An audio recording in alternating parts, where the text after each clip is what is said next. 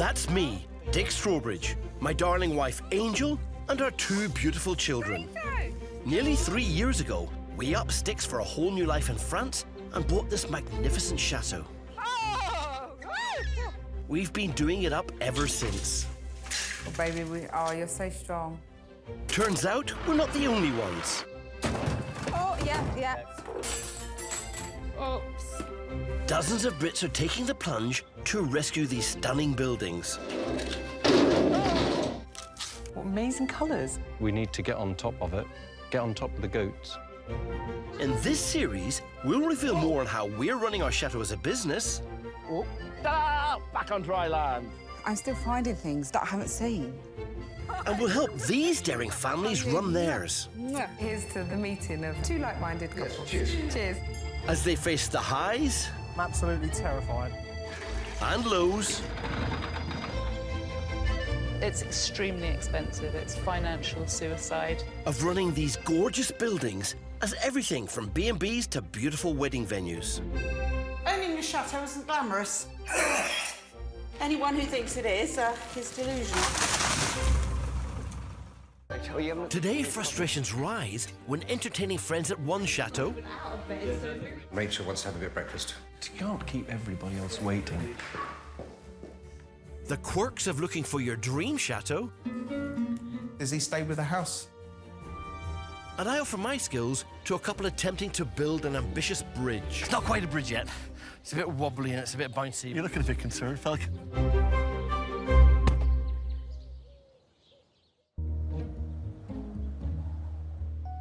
Chateau de Bale is the home of Philip and Angelina, who are looking to swap their estate agent jobs in England for running a chateau here in France. London is a great life for a limited amount of time. You know, work as hard as you can, earn as much as you can, save, and then get out as quickly as you can, you know. And it's true. Chateau Bale is in the Pays de la Loire, and Philip and Angelina are renting it as an events venue before deciding whether to buy their own chateau. I think my boot's leaking. Today they need to build a bridge across a moat so their guests can cross to our marquee for their first paid booking here in a few weeks. It's not just a, hey, here's a big house, come along and have a party. There's so much stuff that goes with it that a venue has that we just don't. What most people don't realise is the physical cost of trying to get everything together so you've actually got something to sell to people as an event venue. Yeah, something like that. You know, right now we're doing everything for the party, and there's a lot to do, like for the deadlines. The plan right now is for me to dig up and find as many stones as possible. Usually Angelina's priority is renovating furniture for the chateau's 30 rooms. But today, she's upcycling 5 tons of granite from an old chateau wall. It's needed for the bridge support. We tend to work separately, so we, you know, progress very quickly. But at times we have to work together. So right now I'm helping out Phil do his man things, you know. It's not that easy, but great. We're putting things to use that have been here God knows how long, really. But yeah, everything that we're doing is literally for that party. Ah! Oh my God, it's a toad. Oh, he's so cute. Okay, I don't think I'll kiss him. The granite is free, but Phil had to splash out over €70 on the steel mesh for the supports cage. That's becoming really solid down there. It seems to be sinking in and sort of finding its level, which could mean it's going to work.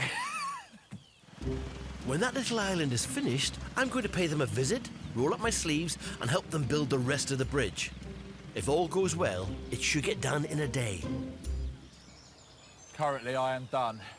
That's a huge amount. Wow. When it's settled, I can cement the whole lot together. We did such a huge job today. After unearthing all that granite by hand, there's just enough time for a little breather. Do you still think it's worth it? I think I'll just have to cross that bridge when I get there. To get a bridge right isn't easy. If you want to cross it, maybe you better wait for me, Phil. 2 minds are better than 1. Just 2.5 hours drive southeast is Chateau de Jalen. In 2012, couple Michael and Jonathan moved here after paying £764,000 for this beautiful place in the Loire Valley. It was the same price as our flat in London. That's how ridiculous it was. They've turned it into 5-star apartments and a luxury location for weddings. But the investors who backed them now want to see a profit. That's where the trouble started, because you've got to turn it into something which is commercially viable. This is massively harder than we ever thought it would be. It's relentless. The thought of failure is so ever-present, and we are not going to let it overtake us. They've managed to book a handful of weddings, but they need to increase the amount of holidaymakers coming to stay. So today they're trying out a new venture and some guinea pigs. Michael's old college mates who are coming for a reunion. It's a business proposition as well. This is a chance for me and Jonathan to practice what it'd be like to go out on excursions. So we plan to go to the same market, which is brilliant, on a Saturday morning. We're also going to go to our local vineyard wine tasting. So I want it to be a quality experience, not just your run-of-the-mill, let's go backpacking around Europe tour that we'd have done when we were at college. You're now in a 5-star self-catering accommodation, and therefore the excursions to go with that have got to be the same quality. Part of that 5-star experience is enjoying the best quality local produce. I'm going to get milk, which I do every week, with our bottles, fresh, unpasteurised, straight out of the cow. We know by studying the market, boutique hotels and experience holidays are the in thing for this year, so we can offer it to our guests as something a bit different. It also doesn't hurt that the milk run is saving him money. Bonjour. Il y en a 2 chèvres et 4 vaches, je pense. D'accord. Vache, and les chèvres ici. Bon, mais OK. it's cheaper than the supermarket. I think I pay 70 cents a litre, and the cheapest bottle you can get at the supermarket is 84. So I don't mind washing the bottles every day. Today he's decided to break the bank and get a couple of extra bottles. Some of it's for me. I still like my cornflakes, even though I'm in France. But the college reunion, they need breakfast. So the bulk of this is going to become yogurt tomorrow morning. At least that's the idea. 11,70 €. Merci. Merci bien. Oui, bon. Au revoir. Jonathan needs to concentrate on the upcoming excursions. So to make the yogurt, he's enlisting the help of 2 of Chateau de Jalen's volunteers program, Julia and Fiona. In return for food and lodging, they work for free. We spent like 8.5 hours one day just digging up all of these beds. But Jonathan and Michael, they make us feel like we're a part of the experience that happens here because they're enthusiastic and they want you to share that enthusiasm. Look at that. Sometimes you have to pinch yourself to think, I own that. Amazing. Hello. Just who I wanted. This is the stuff we got from the farm. Okay. Here's the yogurt maker, fresh out of its box. So for breakfast for the morning for all the college reunion people, nothing like a bit of pressure. I'm very grateful. See you later. Bye. Switching the machine on. Plug it in. I don't know how to turn that one off. We're not this high tech. We're the gardeners. Yeah. It's at times like this you're very grateful that people aren't on an hourly rate. Over 450 miles southeast in Pézenas live artist Johnny and television producer Ashley. They want to buy a chateau. They want somewhere with outbuildings that Johnny can convert into a workshop and gallery.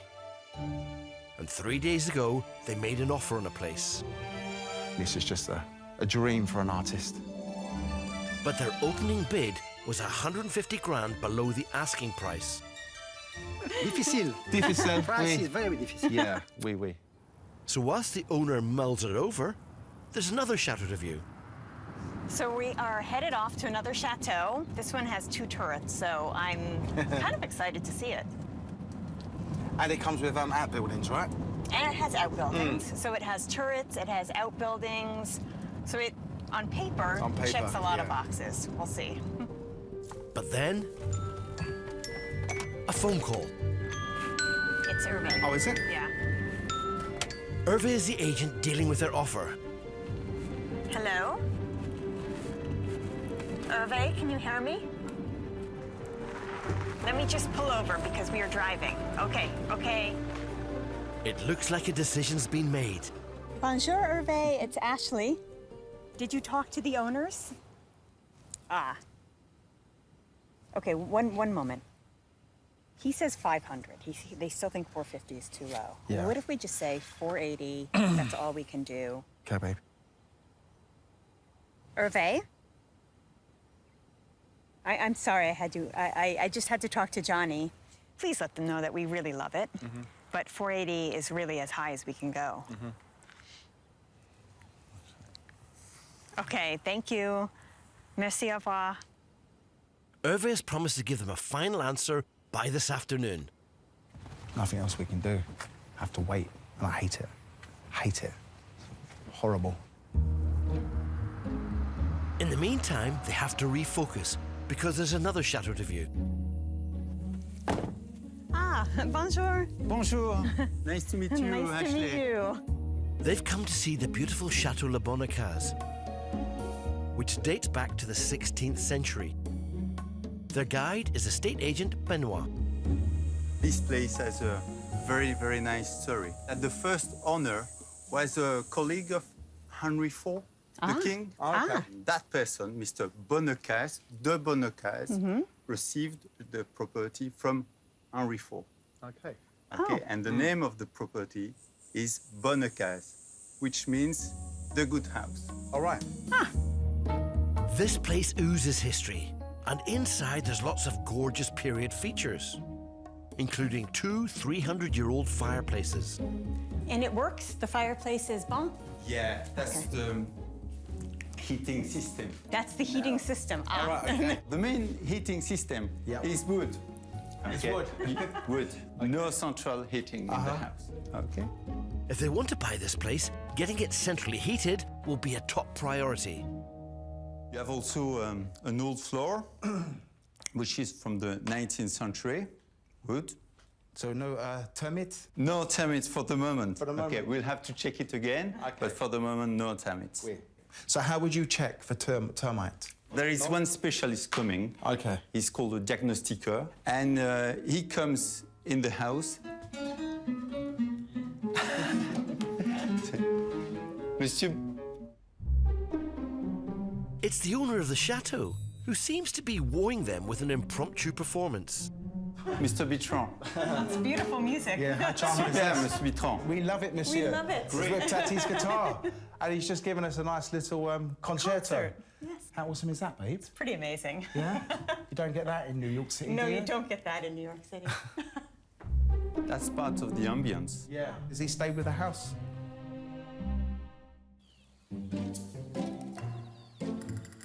At Chateau de Bairle in the Pays de la Loire, Philip Bailey Smith needs to build a bridge for an upcoming party.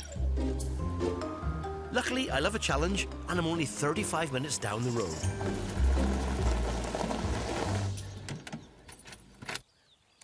When you look at a chateau, the roof's new, a bit jealous of that.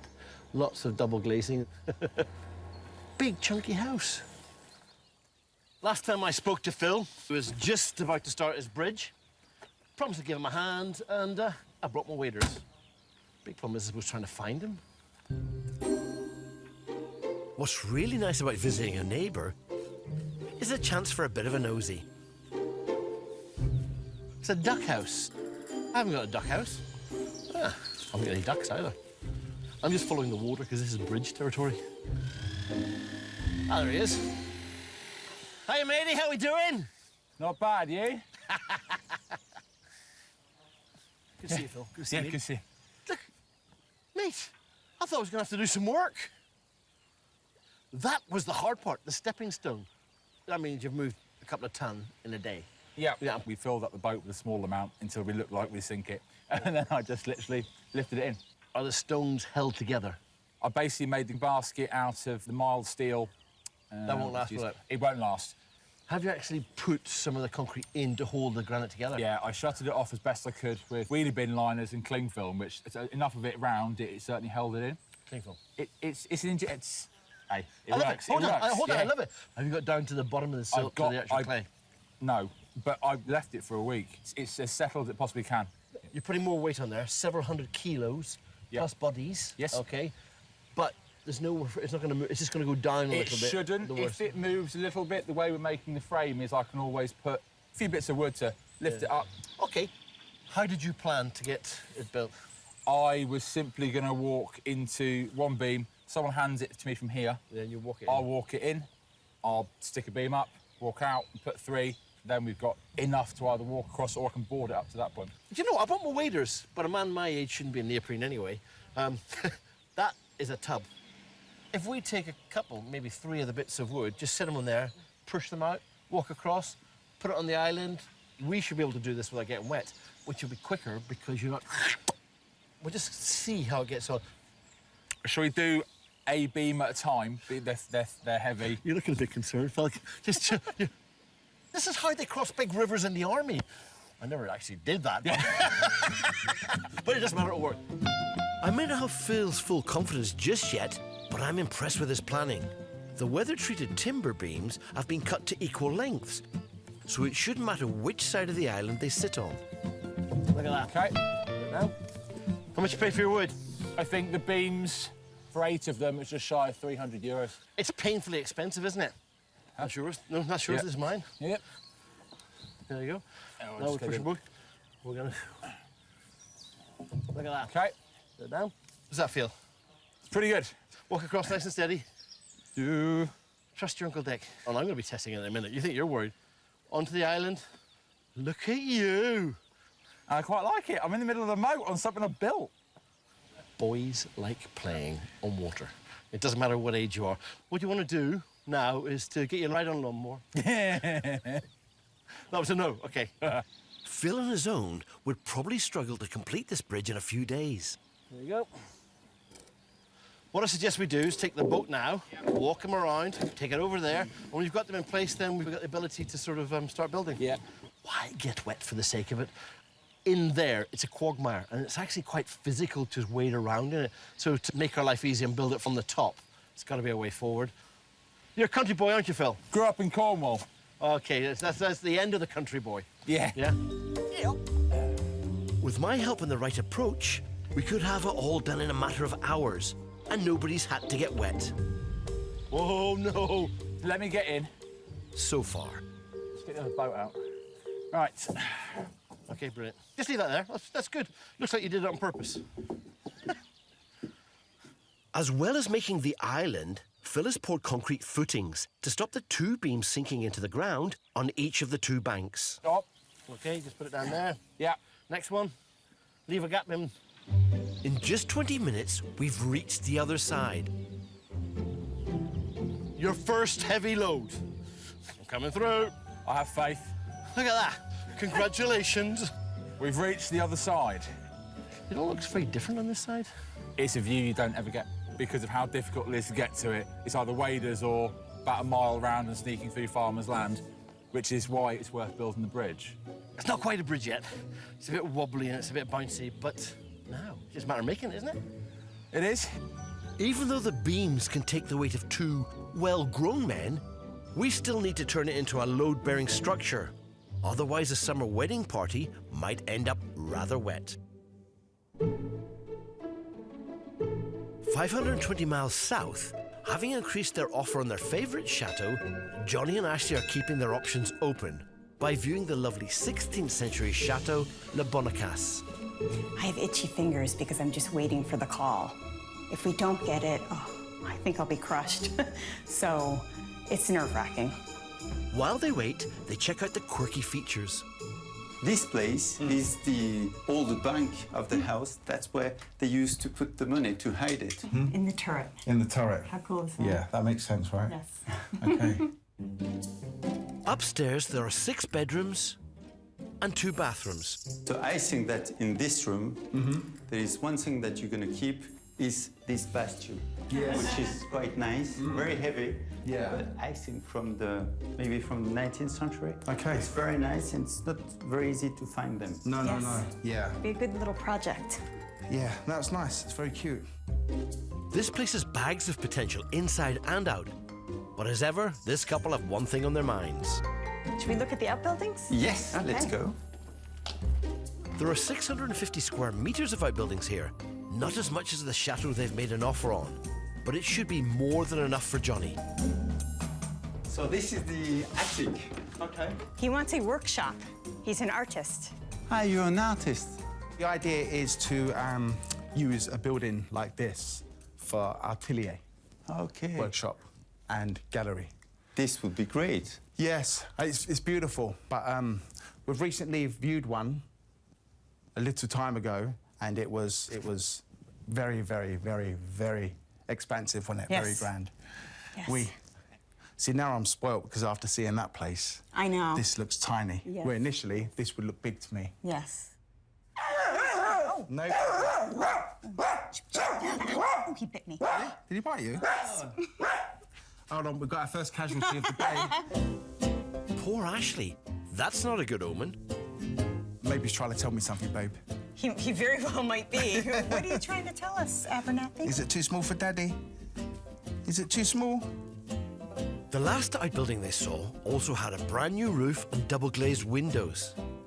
This place is a little more rustic. It becomes clear that Johnny's heart's just not in this at all. Walking around here, I mean, I kind of feel like I'm on a bit of a museum tour, if I must be honest. You know, I'm just not interested. I'm just not. Yeah, I just can't get the other place and the other offer out of my mind. But as Johnny rejoins Benoit downstairs, Ashley gets a phone call. Will it be the answer they're waiting for? Bonjour, hello. About 600 miles away in the Pays de la Loire, at Chateau de Jalen, owner Michael is expecting some old college friends for a reunion and wants everything to be perfect. None of them have seen this before, and you want your friends to like where you live. Show the chateau off to its best. And saying, right, this is how we can make it. But to Jonathan, they're going to be guinea pigs to test out local excursions for future paying guests. I know it's a jolly for them, but for us, it's about business. You have to give people added values. We have to visit places to see whether or not we can weave them into this sort of chateau experience. What do you reckon? Just like when we were students. Amazing. 400 years ago, the chateau was used by Marquis and Marquess de Jalen to impress the elite and powerful. Now Michael gets to impress his old college mates. Jonathan will tell the history of the staircase. The infant of Spain came here. They pretended to the throne of Spain, so they brought the opera, they brought all the comedians from Paris. They put the staircase in for him. He left, went to live in England, and his servants nicked all the silverware and left the Marquis bankrupt. And now going to chapel. The Chateau Chapel was built in 1862. Louis Ferdinand Ackermann, a rich merchant and prospective buyer, insisted that some original features were removed. The crypt is down there. The Marquis and Marquess were originally buried in there, and when Ackermann bought the chateau, he said, I'm buying the building, but I'm not buying the bodies. You've got to get rid of the bodies. So the bodies are down in the village now. And when he came as well, he put the balcony in. He said, I don't like to go to Mass with the common people, so he used to go to Mass up there. But it takes your breath away. There's no words, really. Amazing. This is the girls' room. This is the biggest apartment on its own. Everyone's got their own kitchen. Bedroom there, bedroom there. Let's have a look. Look at it. Fantastic. Wow. Oh, you can see the garden from yours. It was a field when we bought it. Incredible. It had 2 horses, a donkey, and 4 goats. God. This really is beautiful. It's great having them here because they're going to be the ones who tell me what it's really like. When we have a guest in, they'll tell you, yeah, it's amazing, it's fantastic, but, you know, they might leave and say, God, what are they doing there? So it's really important that they leave here telling us it's a brilliant place. Tomorrow we're going to show them all the market and then my favourite vineyard and caves. See if we can paint the town red again, even at our age. I really hope they're going to have a good night's sleep tonight.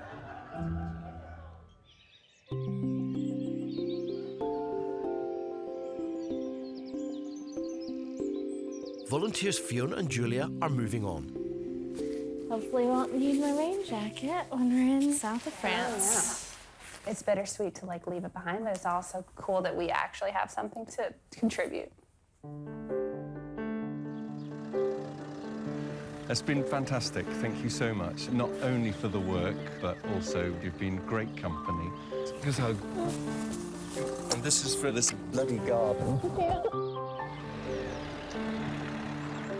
It's always sad. If you work so closely with them, you've got a real bond going. Of course, I'm emotional. So I don't think it's wrong for men to show their emotions these days. Michael's college friends have spent their first night in the chateau. Morning. How did you sleep? It'll be the farm dog. Cheeky bugger. After catching up on old times, some of the group have managed to make it down for breakfast. We get coffee. Rachel's not even out of bed. Jonathan wants to get everyone out of the chateau and off on his carefully planned day trip. It's getting more and more wound up. Always me standing by the door, tapping my foot. Do you want a homemade yogurt? Hopefully Fiona and Julia's homemade yogurt will help to start the day off well.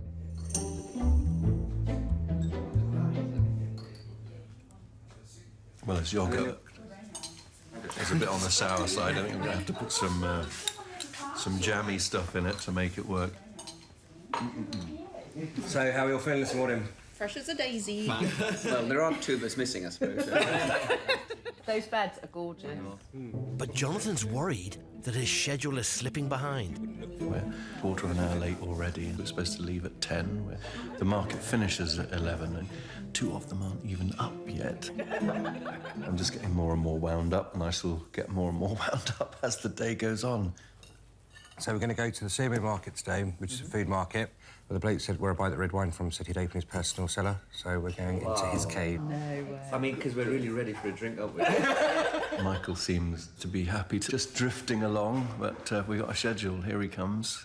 Miriam's not going to go, so she can catch up with us later. And Rachel wants to have a bit of breakfast. You can't keep everybody else waiting. Jonathan's day of activities has got off to a bad start. At Chateau de Bayle in the Pays de la Loire, somewhere in its 6-acre estate, I'm helping Philip Bailey-Smith to build a bridge. We've placed 6 beams from one side to the other, but now we've got to turn it into a load-bearing frame. I'll just take a little seat on the island. You good? You good? If you're ready, just go for it. OK. Beautiful the way Phil's done it. He's done all the hard work. We've got 5 pieces to make half a bridge. If he's got it wrong, then it becomes much more important. But at this precise moment in time, he's over there trying to squeeze it. Let's see, feel the way this is wiggling. For the seal of approval will come from the boss. Angelina? Yeah, oh yeah. Phil has bought some galvanised coach bolts for the frame. Their zinc coating prevents them from rusting. This will stop the bridge from falling apart if we can get them in. This bolt head has to go further in. OK. Bring your lump hammer, bring it here. Let me see your socket. And we'll just have a little go at this. I'm not happy if you start putting decking on that, really, because when we try and put the two together, you're going to have to undo it, yeah? Yeah. Phil may have done that end, but he's got to screw this end. He's got the piece of kit that does it, and not frightfully stable. So if he gets across here, that means we're going to stay dry all day.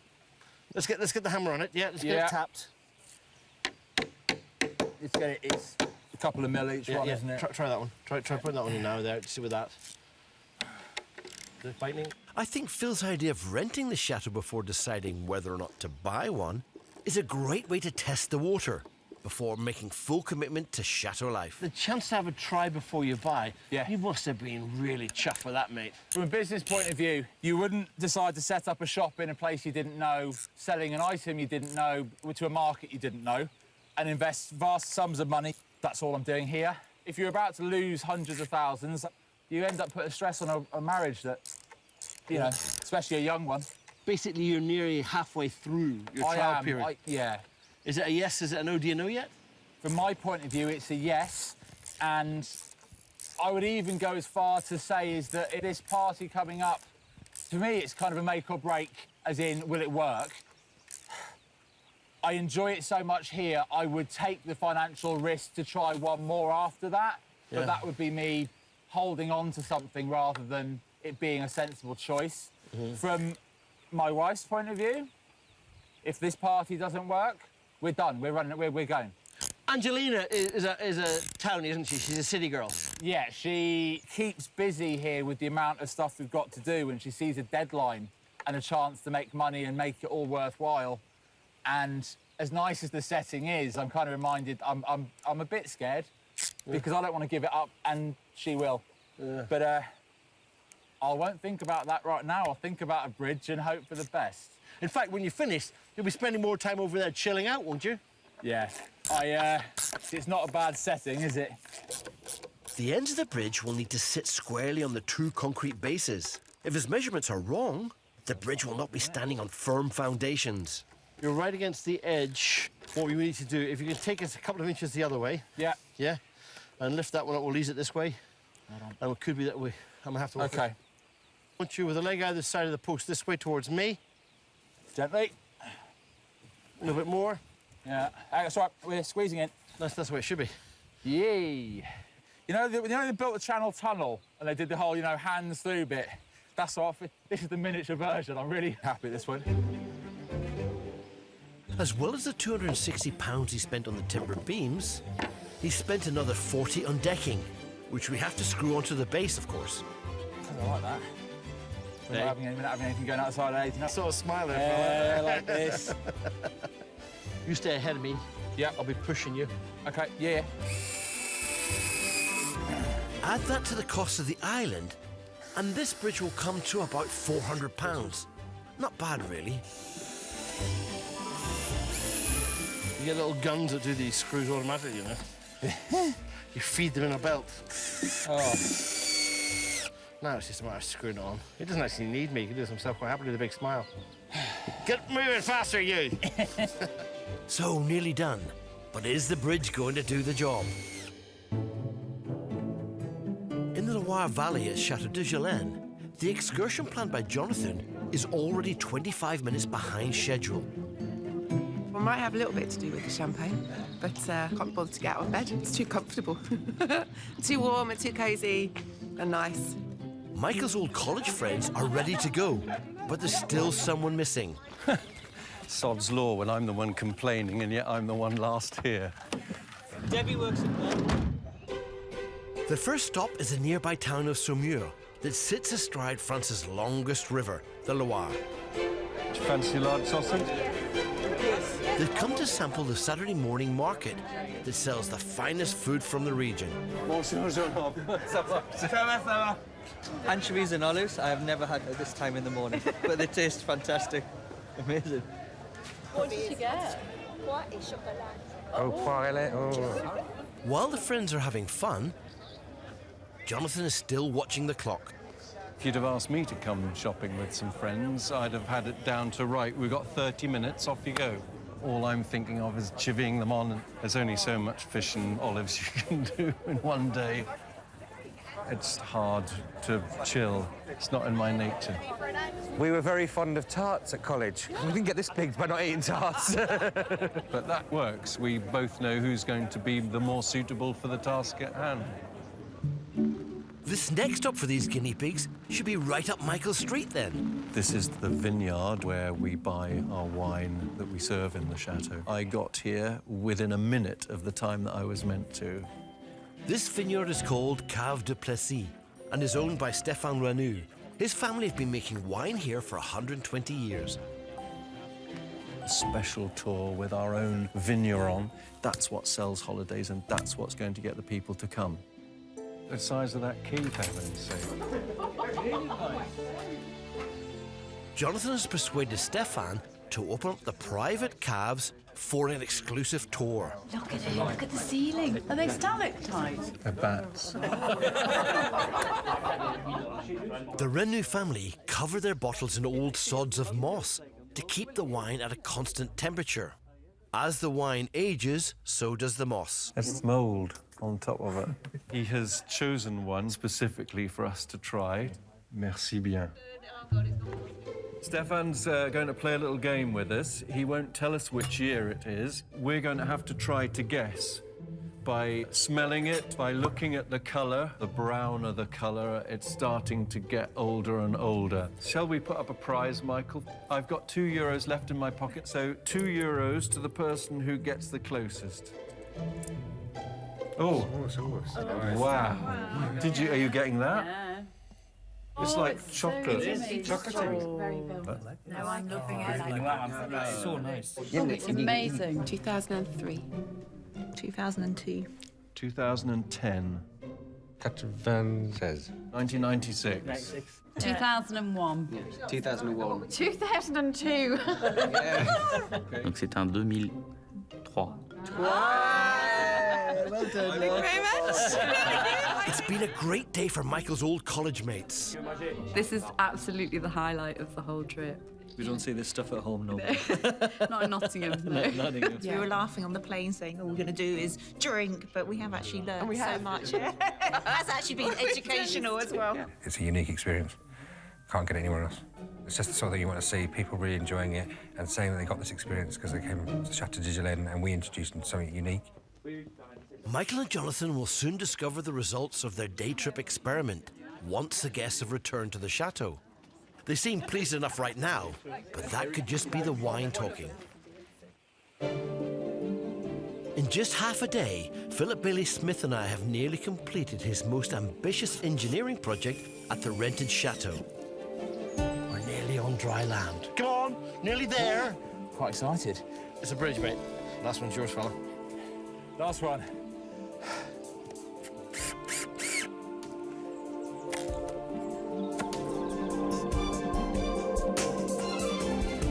That's a 10-metre expanse. Well done. By the time the edges are on, it's 10 and a half, I think. I nearly did you out of half a metre there.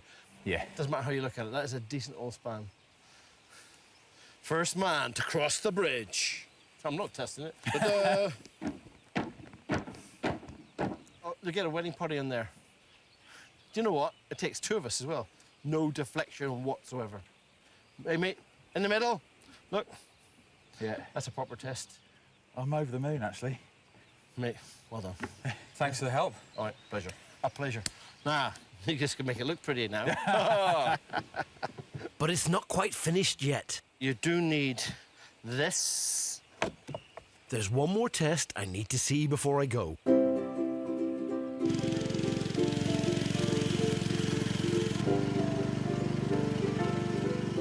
How many bridges had you built before you bought your chateau? One when I was about 10. You got my little BMX across the streams. What's happened is as you get older, your house gets a lot bigger and you go from BMX across a stream to you ride on more across a moat.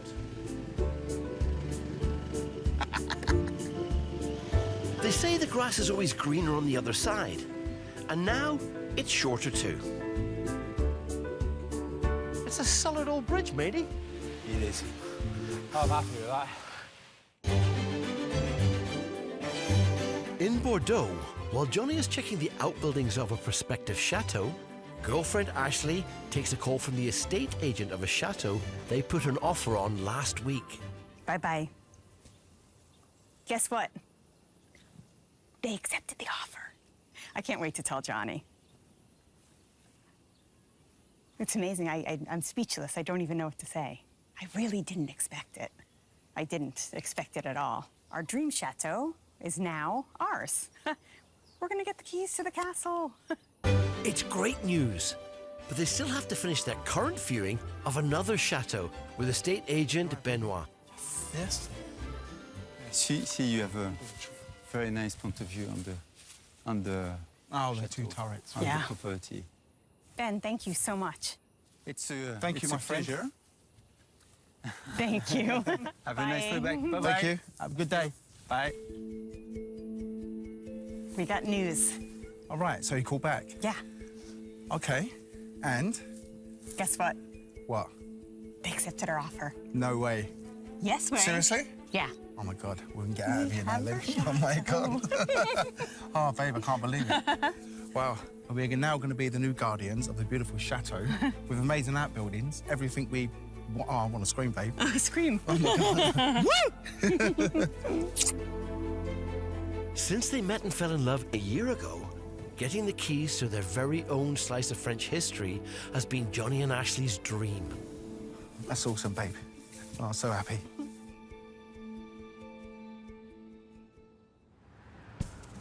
And 6 weeks on from having their offer accepted, Chateau de Lavigny, here we come. Give us a jingle. So we have the keys and we're moving in today to our chateau, and it's surreal. I mean, we've been waiting so long and we looked at so many and I can't even believe it. Honestly, it's so exciting. Here we are, babe. There's our new baby.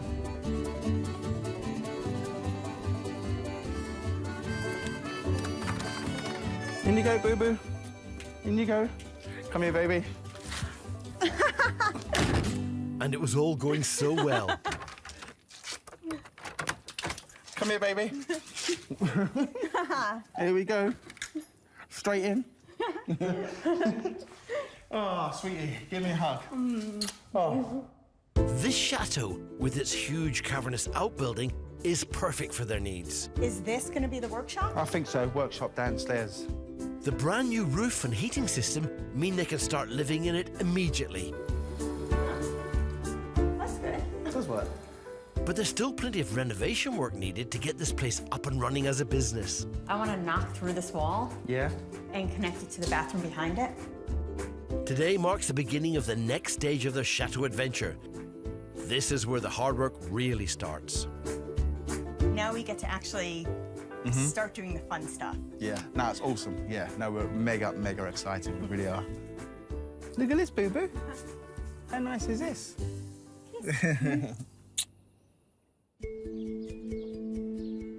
At Chateau de Jalen, it's time for Michael's old college friends to go home.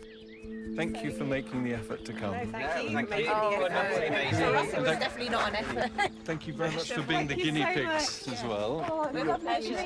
The guests have all spent time filling in the visitors' book about the activities they've experienced while staying at the chateau, and Jonathan and Michael are keen to read them. You know, getting your friends over to visit your new house is always quite a laugh. Maybe a bit show-off, but I've got a big house. Show it off. Most importantly, though, you were going to leave a critique. If you're overly brutal, it helps because we can pull back from that. If we can get groups here, that's the better business for us rather than individuals. Having a look at the visitor's book, or the livre d'or, the golden book, as they call it in France. Words fail us, an amazing experience. With so many laughs. And a couple of kisses.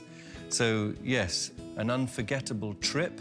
The wine caves were a once-in-a-lifetime experience. Back soon. Yeah, I think we might have hit on something that's got to do the business world of good. Onwards and upwards. It's a good result for Michael and Jonathan, who hope that by laying on these activities, they'll attract more paying guests to the chateau. But until then, they need to find other sources of revenue. Next time, I help Jonathan search for some hidden booty. This is why people treasure hunt. Let me have a look. Let me have a picture. And Jonathan gets to work on his money-saving discovery.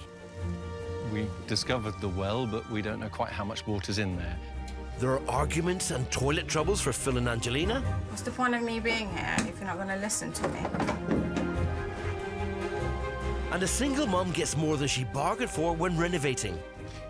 Oh, it's your hand. Now, don't worry, I've got another one. This is literally being soaked in cat urine. It's actually making my eyes sting.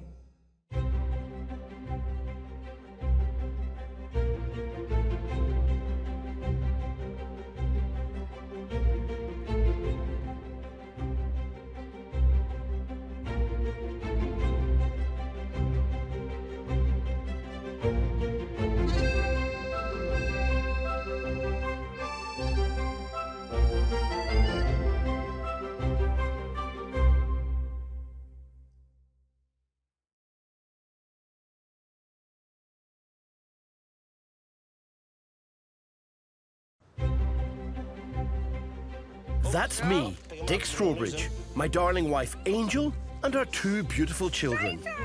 Nearly 3 years ago, we upped sticks for a whole new life in France and bought this magnificent chateau. We've been doing it up ever since. Oh, baby, you're so strong. Turns out we're not the only ones. Oh, yeah. Oops. Dozens of Brits are taking the plunge to rescue these stunning buildings. Oh, what amazing colours. We need to get on top of it, get on top of the goats. In this series, we'll reveal more on how we're running our chateau as a business. Back on dry land. I'm still finding things that I haven't seen. And we'll help these daring families run theirs. Here's to the meeting of 2 like-minded couples. Cheers. As they face the highs. I'm absolutely terrified. And lows. It's extremely expensive. It's financial suicide. Of running these gorgeous buildings as everything from B&Bs to beautiful wedding venues. Owning a chateau isn't glamorous. Anyone who thinks it is delusional. Today, Welcome to Chateau de Jalen.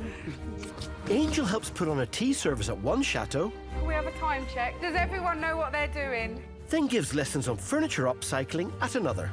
Hi. Lovely. How are you? Major pool and wall problems. Oh my God, that is really not good. Threaten to scupper a summer opening.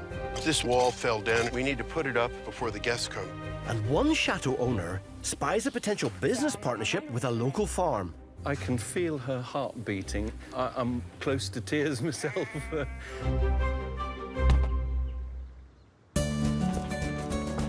I'm Dick Strawbridge, engineer and former lieutenant colonel in the British Army.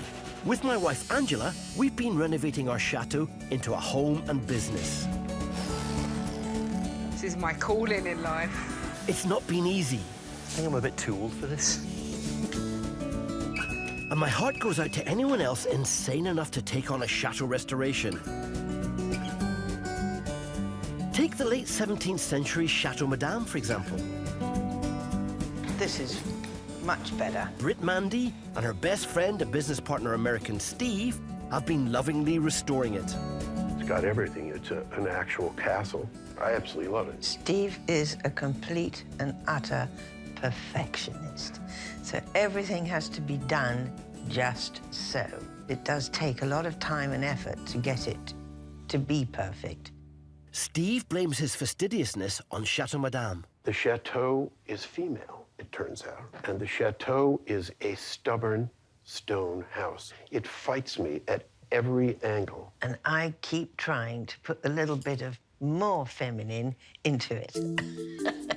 Built on a hillside in Maison Miramont in the Dordogne, Mandy and Steve have spent 2 years renovating this place, with a plan to rent it out as a holiday home for the first time over the upcoming summer season. Financial pressures are very great. It costs vastly more than you think. And it's critical to get renters in as soon as possible and have as long a season as we possibly can. To make the place even more enticing to holidaymakers, they started to install a pool. So, are you going to show me the pool? That's it. And this dreadful cement? But the project's been a disaster. Oh, my God. That is really not good. So the situation is obviously that the concrete froze. The mason didn't put any antifreeze in it. Right. If antifreeze isn't added, the water in the concrete freezes, making the concrete unsuitable for a pool. When the cement froze, the cement became soft. Yeah. It's not hard. I don't think it's good for the purpose it was made. It does have all the support inside, you know, the grills and things. So maybe at the end of the day, if you just put the cement over the top, you know, having got rid of all the loose stuff, it would work? No, I don't think so. Do you think it is completely like that, or do you think it was just a surface? Stay right here. Oh, what are you going to do? I know. You're going to get the sledgehammer. Well, I should not be able to just beat this out like this. So what I have done is I've contacted my insurance company, and they're going to send out an expert in this subject who will decide whether the cement is good or not. Now, When's that going to happen? as soon as I finish the letter. Oh, God. But I've got Get the letters on it, just because about you've got done. to get this believe me, I am. done. There are only 3 months until the rental season starts. Steve needs to get this sorted if they're going to turn the chateau into a viable business. This is Chateau de Jalen. Its proud owners are couple Jonathan and Michael. We have a fantastic building which has been beautifully renovated and restored. There is an extraordinary energy here, an extraordinary opportunity. Located in the Pays de la Loire, they've invested everything they have into the place, converting it into 15 luxury holiday apartments and a wedding venue. But the business is struggling. We're now 2 years down the line, still not making a profit. It's got to start to make money. Money is so tight for Jonathan and Michael, they're doing all they can to make or save even the smallest amount. That there's no fallback. If this doesn't work, we're destitute. We've got nowhere to go. So today they're both chasing up ideas of how to bring in more business to the chateau. Jonathan is off to a local farm to discuss a business proposal. Nous sommes en route. While Michael is exploring an idea of putting on an afternoon tea service for the locals. And who better to ask for guidance than my wife, Angel? She wrote the book on high teas. Seriously, she wrote the book on it. Hello. Hi! Welcome to Chateau de Jalen. Oh, it's amazing. It's just taken my breath away. Oh, it's just so beautiful. That's the oldest bit there. That's from 1535. How romantic. I'd love to see what you've got inside. All right, come on in. Oh, can't wait. Michael has 15 guests arriving in just 2 hours. And on top of that, he has his mum looking over his shoulder. This is my mum, Una. Hi, Una. This is Angel, who's been on that programme you're talking about. It's my mum's birthday today. Oh, happy birthday. Thank you. Just explain to me so I understand. When you do these teas on a Sunday, what support have you got in the kitchen and setting up and everything? Me and Jonathan. You and Jonathan, right. So like, without being sort of patronising, you want to keep it easy, don't you? Yes. Yeah? Easy and beautiful. Yeah, okay? that works for me. So, scones, you must have. If you're having a British tea, you've got to have scones, yeah.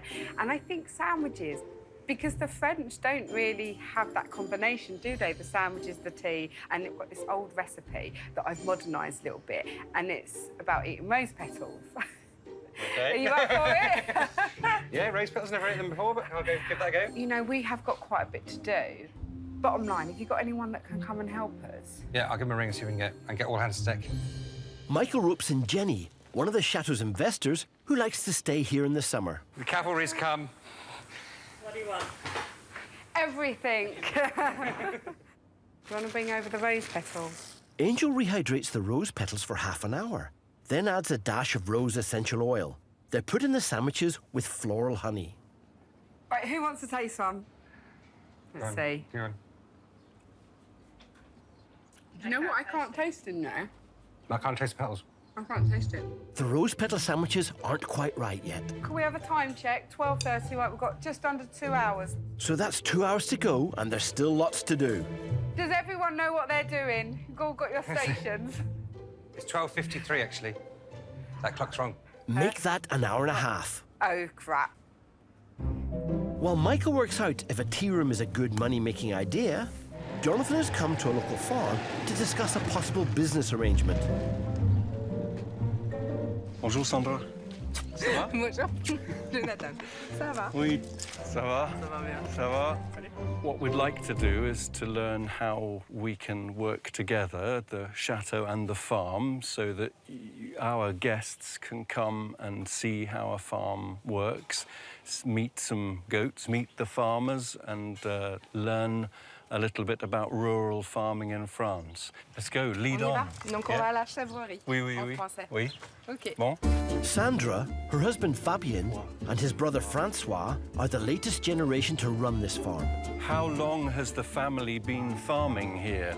1820. 1820? 20. Yes. Wow.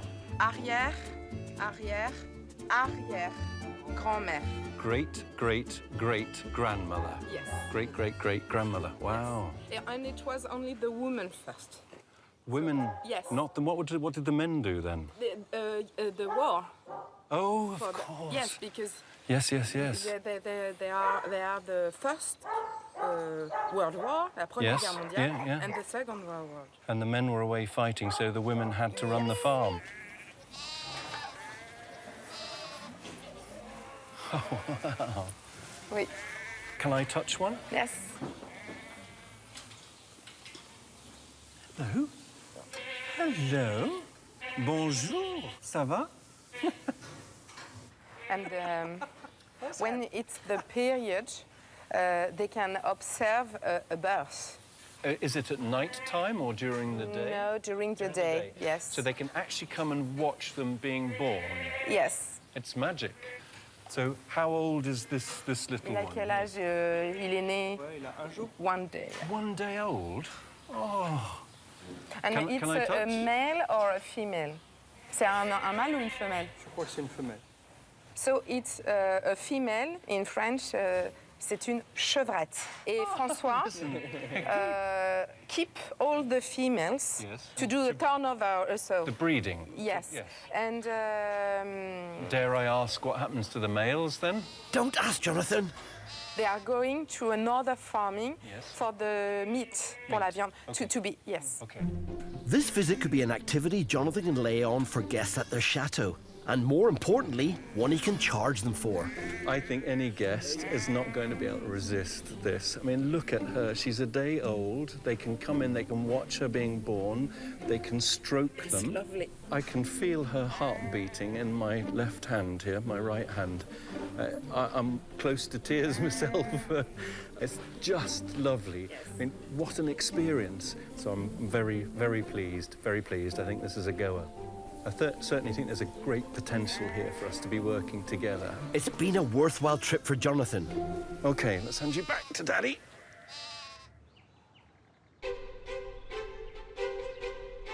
The 17th century Chateau has 30 rooms and its very own chapel. Husband and wife, Philip and Angelina Bailey-Smith, have been renting it as a wedding and events venue to try out chateau life. Renting before we're buying was a brilliant idea. It just gave us the opportunity to experience without the heavy financial input if it didn't go well.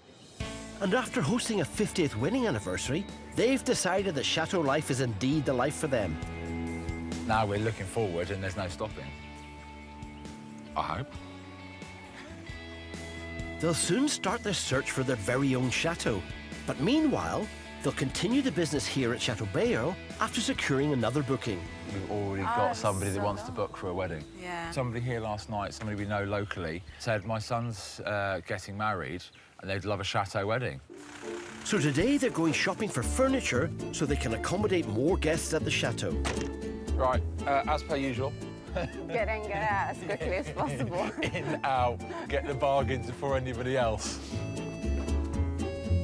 Obviously, the chateau is furnished. There's some stuff there, but to make it your own, to really change and give it your own style, you've really got to put your own spin on things. So we need to find some furniture, decorate it in your own style. Angelina's barely through the door when a bed catches her eye. Perfect. OK, like it. It's in really, really good condition. The fabric, it's clean. It's beautiful fabric, actually. Light chalk paint and recover this. Yeah. Bonjour. Combien? Ça, je crois que pour vous, 30 euros. 30. Sure. Oui. Yeah. It's good. Yeah. Fantastic. We found the bed, which is awesome. I love it. Not going to whinge at 30 euros. We generally buy a bed anytime we get a chance, if it's good. A bed can change a bedroom dramatically by putting your own, because it's the largest piece of furniture in there. One of the main things Angelina wants to get today is a chair for the master bedroom. No. Yeah, but you don't know. You need I can tell you now, no. Oh, I see. I see 2 chairs. I like them, depending on the price. Yeah. What do you think? Do you like them? Quite keen. I quite like these chairs. In this market, you need to book your purchase with a store assistant. Okay. Otherwise, someone else will grab it. and it's easy to get distracted. I found a nice little table lamp made out of marble. All right. €5. I don't like the shade, but that's fine. I really like this. €5. It's big, it's marble, it's white, it's imposing. It's perfect for the chateau. It's heavy. If you like it, have it. Merci. Oh, I like that. I didn't see that. I end up buying stuff and go, oh, where can I put it? Because I like it. And then you're almost you're justifying buying it. You're going to go, oh, well, it's a bargain, it's €4. It's another €4, which isn't something else that's more useful to get the business going. And everything we're doing is about doing it on, with the minimal budget we possibly can, because it's all a risk. So even €4, you know, that's my lunch, isn't it? So should we just forget about this? Leave it, yeah. Right. Phil suddenly remembers the chairs and grabs a shop assistant to ask the price. Excusez-moi, monsieur.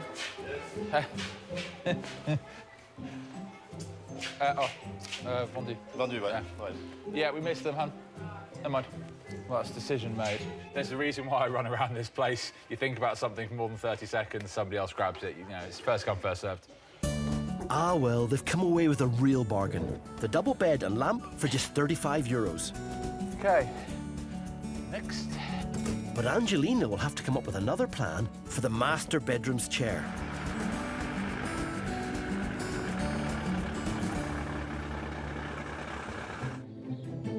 At Chateau Madame in the Dordogne, after 2 years of renovating, business partners Mandy and Steve hope to finally rent the place out as a holiday let in just 12 weeks' time. We need to be taking renters in here at the absolute opening of the season. It's got to be done as soon as possible. But they're having problems with the pool. The concrete surrounding it was laid down without antifreeze in it, and so it started to crack in the cold months.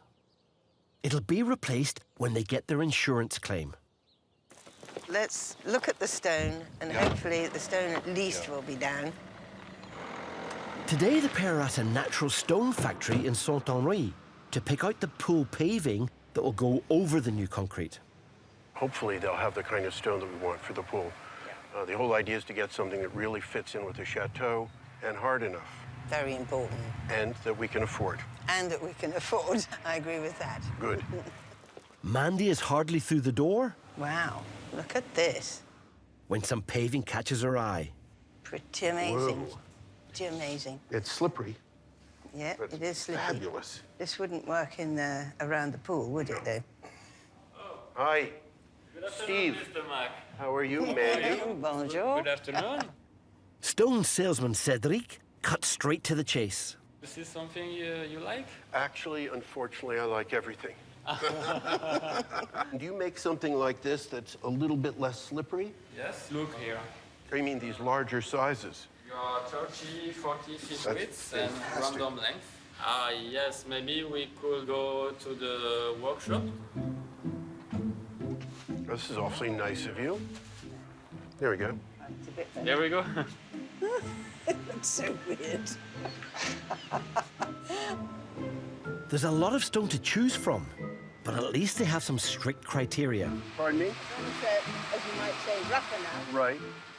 Rough enough and affordable that we can get them in a reasonable length of time. I don't like that. The light color. No, I don't like the light colour. This is too brown. Actually, the chateau is a bit that colour. I don't know. I think Mandy and I drive each other mad. That's the way it is. And if everything's perfect, you're heading for a fall. Not something like this, you mean? And I think it's warm, but it's too white. Too white. Utterly gray. I like the stone, though. No, these are all too grey. Yeah, check this out. This is the browner stuff. That's white. Funny. But this one's even a little bit lighter, a little less varied. But this really I like. Too slippery? People won't slip. Could they be about to agree on the paving? And they look very natural. And they would even match the stone in the chateau. This is it? We've made a decision. I can't believe it. Now we have to go and make the deal. And as you're the wheeler dealer, make a good deal. Deal maker. Yes. Over to you, Steve. The stone's perfect. We absolutely love it. and we need about 60 square meters. We'd like to buy it. The paving costs £3,000. And I don't mean to press you, but we're going to need it very soon. Maybe I could send you this paving in 2 weeks. Perfect. If you could arrange a truck that has a forklift on it, because the driveway is narrow and the arch is narrower, so we'll have to carry every stone from the road. Okay, you explain me, yes. I can plan a truck with a forklift and could unload the orders near to your swimming pool. An absolute dream. All right. Very good. Lovely. Thank you very much. Thank you very much. Welcome, welcome. I think the stone's amazing. I think it's really nice stuff. What do you think? Well, I think so. I love them. I think it's great. I think they're very nice. Yeah, I don't think you could possibly so we do now better. have to have everything ready for 2 weeks. But with Steve and Mandy's luck so far, I wouldn't count on it. About 250 miles north at Chateau de Jalen, my wife Angel is helping Michael, his mum Una, and one of the investors, Jenny, lay on an English tea for some of the chateau's neighbours. We've got to add a bit more essence. We're working with fully new stuff today, under pressure. I mean, it always adds for a little bit of excitement, doesn't it? Today is a trial run to see if it's a money-making service Michael and Jonathan can lay on regularly. Right, we're going to go for it. I've put a good dose of that on it now. Whatever we've got, make as many you can with that now. Don't go too crazy with the honey. Michael plans on just him and Jonathan running it. Angel, it's 25 to 2. How would you think we're doing in terms of time? I'm not going to lie, we're a little bit under it on time. But even with everyone's help, it's not easy. Are you planning to have this open like three times a week? We're planning to do this once a week on a Sunday for the local people. Right. And what are you thinking of charging for something like this? I thought we'd be charging the region of 20 euros for a without alcohol. We can speak about this after, but there's all of these costs that are associated that sometimes get a bit overlooked. And what we're learning is we do overlook a lot the cost of labour. Yeah. We tend to give me and Jonathan free. that is the absolute biggest overlook on someone setting up the business, because you guys are not free, and Jenny's not free either, and nor is Mummy. Like, everyone that works here's got to be on a fee. Once Michael and Jonathan factor in the cost of their own labour in creating and serving these teas, they may find this venture just isn't profitable. Personally, having done a hell of a lot of tea rooms, it's hard. You really work for your money. Angel has an idea about another way to make this profitable. I think it's kind of nice to potentially offer this as part of a package for a wedding, because then you know your numbers. You can be totally prepared for it. I think that's what he's got to do, really. Can I have a time check? 10 to 2. 10 to 2. The guests will be here in just over half an hour. I can't see any cream in here. And Michael looks far from ready. Ah!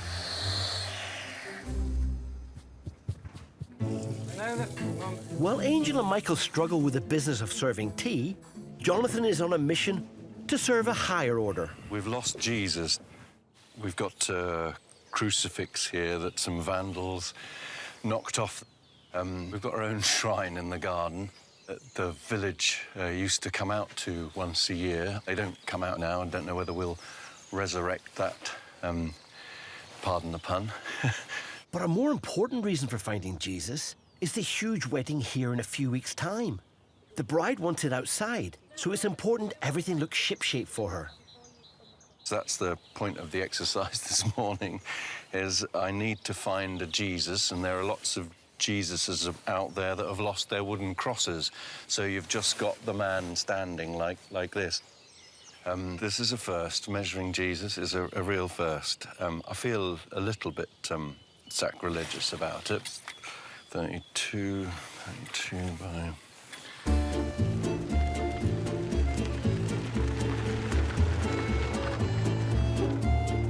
So we come to a place called Montserrat, and every month they have what they call a marché aux puces ici.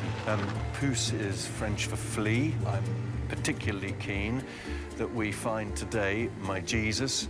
So I've got the dimensions still in my head. Jesus is too small, unfortunately.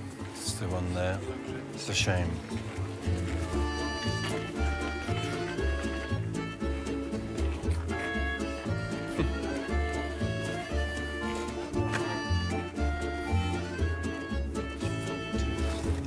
He's 40 wide and I want 32 wide. It's a shame because he looks good from a distance.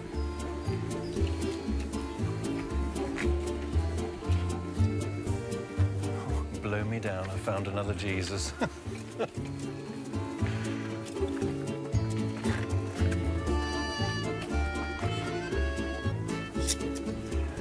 It's still a little bit big, and I'm concerned that because it's wood, that it will rot. Looks like Jonathan's not been successful here.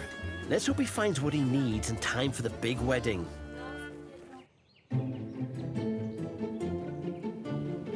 My wife Angel is at Chateau de Jalen, where 15 visitors are due to arrive for an afternoon tea service in just 15 minutes. It's a trial service to see if it's something Michael and his partner Jonathan can lay on regularly. And Angel's helping them. The tactic today is to woo these ladies. We've been a bit rushed. To smooth that along, alcohol's going to be served. I'm making a speedy jasmine syrup. It's really tasty, it's very sweet. And we're going to serve it with the local sparkling in a teacup. Sort of been my signature for a while. Right, and I'm going to serve a tiny little bit in the bottom of a glass, like, you know, as you do like a Bellini or something. So literally that much in the bottom of a cup and then top up with sparkly? Yeah, you are hosting. Let me do service, OK? OK, great. Right. Thank you. Let's do it. I'm going to focus on getting everyone pickled. The guests are here. What will the French think of Jonathan and Angel's English tea? Je sais pas si vous connaissez la thé à l'anglaise. Angel là-bas, elle a créé ce sandwich aujourd'hui pour vous. C'est un mélange anglais. C'est avec des pétales de rose. Donc j'aimerais bien votre avis là-dessus. Et pour les scones, ça c'est un cake anglais. Il faut le couper en deux. Bonjour. Hey, parlez-vous anglais? No, un cocktail anglais traditionnel, un fameux avec jasmine tea. OK.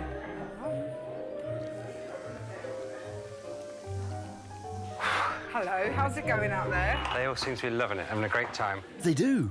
But is this a service worth providing regularly at the chateau? I just think it's a lot of work. If you actually charge your time, you'll make hundreds, but that's not enough to keep the place going. Not worth the hours, it's not worth it. It's not. But you get that now, you've seen. Your market isn't the locals. No. Your market is overseas. People coming here, people that want big events that don't have a chateau there. Yeah. As Angel pointed out, there's 4 of us in the kitchen at some stage for like 3 or 4 hours. That's a lot of work. Let's see how it is. Oh, they're all gone. Oh, God. Well done. I've had an absolutely lovely day. It was a bit bonkers to start with, but, you know, I don't think anyone knows. Give me a hug. Hug, say goodbye, and then tidy up. Let's go tidy up, Right. It's been a constructive day for Michael, and he's come to a conclusion. To try and do this every Sunday, as we're planning to do, is a lot of work for not a lot of reward.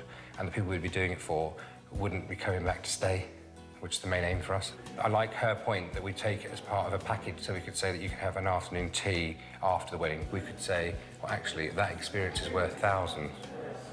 If they can incorporate this experience into a bigger wedding package, they can make more at each event. 370 miles south at Chateau Madame in the Dordogne, Mandy and Steve have enough on their plates with a pool area made of cracked and damaged cement. We should have poured it ourselves, the bottom line. Yep. But to make matters worse, part of a 17th century wall that surrounds the pool area has collapsed. This wall fell down in a windstorm. It's a pain, and we need to put it up and make it safe and make it back to be what it is before the guest comes. Mandy and Steve have paying guests coming to stay in the chateau in just 12 weeks. They'll be expecting a working pool and not to be killed by falling masonry. We don't want to have in the local paper guests injured in landslide, at Chateau Madame would not be a good way to start. It's dangerous, it's a work site situation, and we need to get it done. It's a priority job. This traditional stone wall is made from rocks originally used to build the castle that once stood on this site. Obviously, stone walls don't blow down in a storm, but this one did. I think it might have had a tilt of its own going. So I'm going to dig this up over to here. We'll probably have to pull down some of these stones and set something in here that will at least support the wall properly so that it doesn't start doing this again. One thing that's a challenge is there's nothing to stand on here. It's really just kind of vertical. Maybe the fact that this lacks a footing, or at least here, is one of the reasons why this thing fell over. Somebody took a shortcut, I guess. Putting this back together wasn't something I planned on, but what the heck. This wall looks like it was run into by a truck. Everything's knocked out of whack. Very odd. I need to be careful to not let these roll down this steep hill here because at the bottom is the newly placed stone pathway to the shower. We don't want to break that in addition to everything else. So I'm going to take it down a more mature way, piece by piece. This whole wall is falling apart inside. I don't think I'm going to finish this tonight. I think there's more to do. And so it'll take a little bit longer, but anything that doesn't take a little bit longer around here, there's got to be something wrong. We know exactly what you mean, Steve. Every job at a chateau is a big one.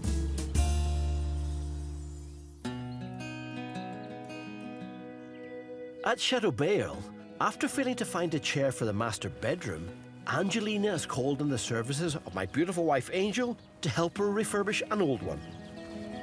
Hi. Hi. Lovely. How are you? Oh, wow. Welcome to my chateau. It's gorgeous. Lady of the Manor and all that. I mean, it's beautiful. The windows, I mean, the light must be phenomenal inside. I can't wait to see what's what. I love stairs. Have you not got a lift? It's a lovely exposed I love brickwork. that, absolutely. That's gorgeous. So I have this room that I'm working on.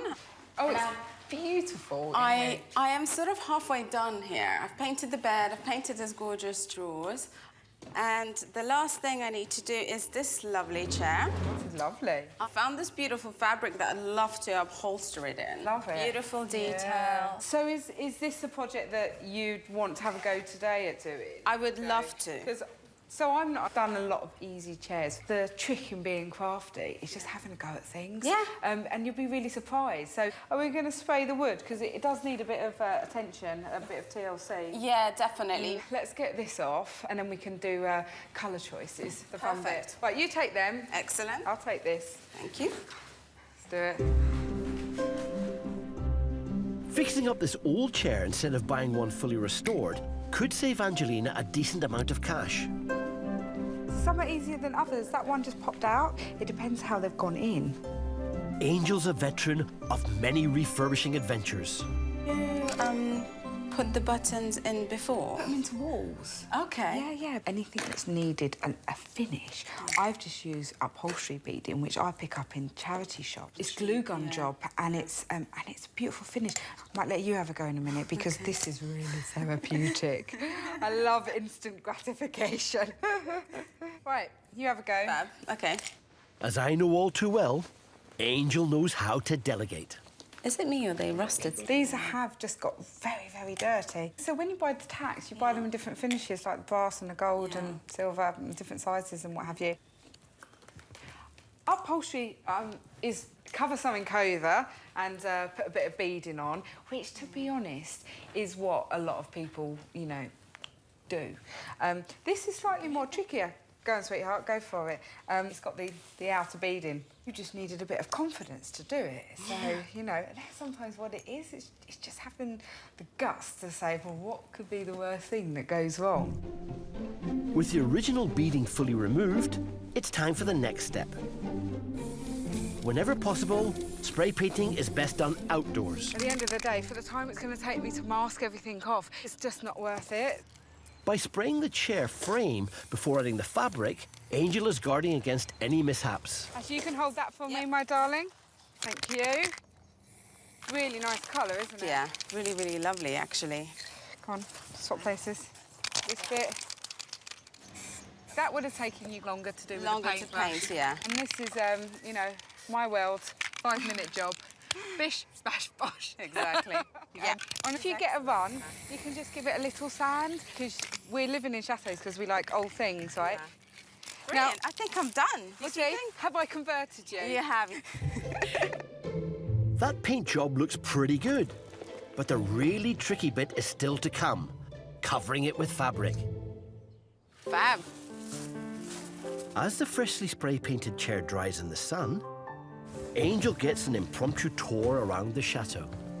This is fabric on the wall. Great, love It's it. padded behind. That's nice. Padding, it's like soundproofing to the bedroom. No!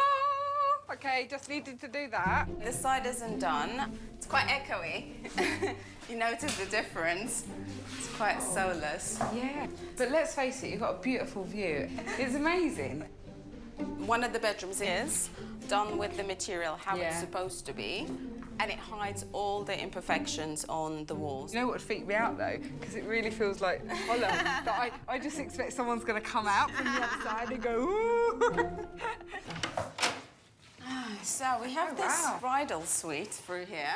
Oh, it's beautiful. It's a big room, plenty of space to get ready. There's certain things, personally, that I think are nearly acceptable. For instance, slight dilapidation on some of the walls. I've always found possibly okay. Yeah. Bit of character. Yeah. But you know what's going to make this room? Yeah. Proper helmeted curtains. Something really umptuous. Like that chair. So I'll show you the pièce de résistance. A tiny little bathroom. Yeah, I've been in one of these before. Oh my God. I can't remember getting out of it. Oh, isn't it cute? Back outside with the chair now dry, Right, great. There we go. it's time to cover it. And look, I mean, that's this right is in the very middle. nice. That's a nice print. Yeah, let's get it straight. Right. So is there a particular place that you usually would start stapling the fabric onto the furniture? Whenever I've done them before, sort of start front, back, sides, then corners. Yeah. Hold it into place and work your way back in. I was just wondering. Oh. There we go. Right, let's go over the back. Is it the back? You want to have a go at the back? Yeah, sure. Right, just make sure that it's really, you know, it's got that voluptuousness, because you can manipulate fabric. Yeah. So can you see it's already looking like you want to put your bum on it? Yeah. Do it. What's the worst that can happen? Yay! Yay! Next, side. Okay, lovely. Do the same over here. There we go. Put the corners down, like so. Done. Bam. No, you do. Oh God. It's looking quite nice already. It's good when you do new things, and you're forever learning. Every day you will learn something new. Do you think that's okay on the fold? Is that what you meant, or is that too high? Let me see. Yeah, this one comes down a little bit lower actually, so try and sort of make them symmetrical. Yep, that's better. That's good. Yeah. Oh, see, there's no right or wrong. It's just sort of like making it look neat. Refurbishing is a vital part of chateau life. With Angel's help, Angelina is saving their pennies and learning a great new skill in the process. Angelina's got a bit of confidence today. I've not really given her much more than, you know, a couple of tips. You know, don't be afraid, just give it a go. What's the worst could happen, you know? We are nearly done. You've got a few more bits to do. So you're going to trim tight around here, find the beading that you want, and make all the little edges neat. And then hide all the staples, yeah. You can just put this on. You'll take that off, won't you? Yeah. I was really super scared of it, but I love it. I absolutely love it. I might have to steal that into my bedroom, to be honest. Success. That newly upholstered chair looks the business. It's been a lovely day. We shipped the chair, put this lovely fabric that Angelina's got on it, and give it a little spray paint. I love it. I'm so pleased with this chair. Look at it. It's stunning. Definitely doing a lot more upholstering. I'll be inviting them over to our chateau. Can you do this chair, Angelina? It's all about confidence. Maybe we can go and celebrate and have a bit of wine. You're not finished yet. In the Dordogne, business partners Mandy and Steve are trying to get Chateau Madame ready to rent out as a holiday home for the busy summer rental season. We've got to get it going because basically time's running out. We've got to get it all set up and ready to go. Today, Mandy is unavailable to help. Mandy, unfortunately, isn't here because Mandy's mother had to go to the hospital. She's okay. She had something in a irregular heartbeat, but she seemed to be okay, and she's there for a test. She's 98.5 years old. The chateau has been beset by problems. A wall is blown over in a storm, and their swimming pool has been nothing but trouble. It started when a local contractor was hired to lay a cement base for the patio. He does it December 19th. He doesn't put any antifreeze in. He doesn't use enough cement. The stuff ruptures and splits. Steve got another team in to fix the problems of the first, and they got it wrong too. So we hire other guys who are touted to be very good. And these guys did everything the opposite of the way it should be done. The workers didn't make the concrete base big enough, and now the patio stones Steve and Mandy ordered to sit on the top won't fit. The stones are 60 centimeters. This is supposed to be 62. This is hardly 60. Now the stones don't even fit in. Steve is going to have to cut a couple of centimeters off the stones that will sit around the edge, so they're the correct size for this concrete base. But now he has more pressing problems. He and John, a volunteer worker from New Zealand, think the pool may have a leak. But if it stops here, yeah, then it's definitely this point. Yesterday it never went lower than that. Why don't we mark this spot with a pencil? I marked the spot here. Yeah. You see it go down. Mark it on the plastic stuff here. Those pieces that go around the stairs, the water could be leaking out. That's a weak point in the chain, is right there. I can't imagine anything else. But why don't we turn the pump on and then... Just wait for a couple of hours. I want to see if it drops. That's fine with me, too. You know, you got the pencil mark, it goes down. Right. The guys get some time working on the wall that was blown down in the storm. And then they come back to check the water level again. It's going down about 10 mil every hour. So that's a lot of water, which is somewhere. Yeah. But the water is dropping like a rock. What do you think? I think we just have to let it go for the moment. Yep. Let the water drop a bit more and see what happens. So I've got no answers. This is terrible news for Steve. The pool's been a nightmare, and with the first ever booking confirmed in just 12 weeks' time, it needs to be sorted. The pressure's on big time. That pool needs to be finished. It just needs to be dealt with, one way or another. Next time, Steve's pool problems multiply. Mamma mia! It's the curse of the accursed pool. Phil and Angelina go in search of their dream chateau. It's a nice drive. It's just got magical appeal, and it's got like really cool outbuildings. There's turrets as well. Angel and I go treasure hunting in our attic. I love this bath. I could fit in there. Darling. And as Michael and Jonathan prepare their chateau for a big event, it throws up a problem. That's yet another thing on the list of things to do, and we could well do without.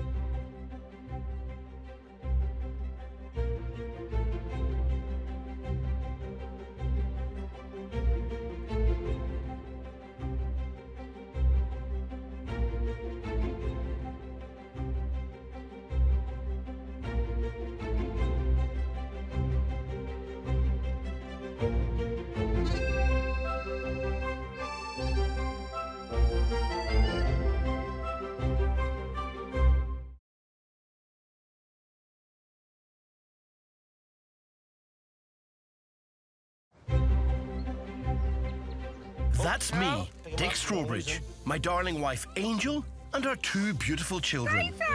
Nearly 3 years ago, we upped sticks for a whole new life in France and bought this magnificent chateau. We've been doing it up ever since. Oh, baby, you're so strong. Turns out we're not the only ones. Oh, yeah. Oops.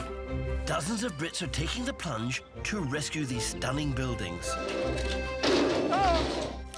What amazing colours. We need to get on top of it, get on top of the goats. In this series, we'll reveal more on how we're running our chateau as a business. Oh, ah, back on dry land. I'm still finding things that I haven't seen. And we'll help these daring families run theirs. Here's to the meeting of two like-minded couples. Cheers. Cheers. As they face the highs I'm absolutely terrified. and lows.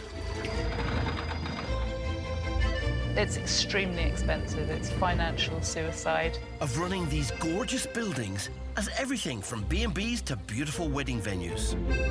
Owning the chateau isn't glamorous. Anyone who thinks it is delusional. Today, when two new parents face a mammoth task trying to get their chateau ready for the holiday season, I don't know if we can get everything done in time. they call in support. I was up at 4 o'clock in the morning. I didn't realise I was going to be moving paving slab all day. Or at least they thought they had. We don't actually know if he's ever really done a full day's work in his life before. One chateau couple gambles everything on a new menu for their guests. It's not going fantastically well. But things start to get heated. It's really quite hot. And when I get the call to help one woman search for some buried chateau booty, Dick, come and find the treasure for me. we find ourselves a bit tangled up. You want to go further in? I'm in the tree. Hold on.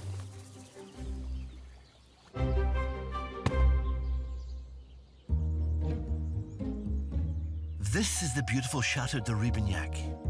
It was built in 1560, and it's run as a B&B by Patrick. Put all these down here. And his wife, Colette. So the place we call home is over 500 years old, and we're the fifth family to live here, and it's been partly destroyed by fire twice.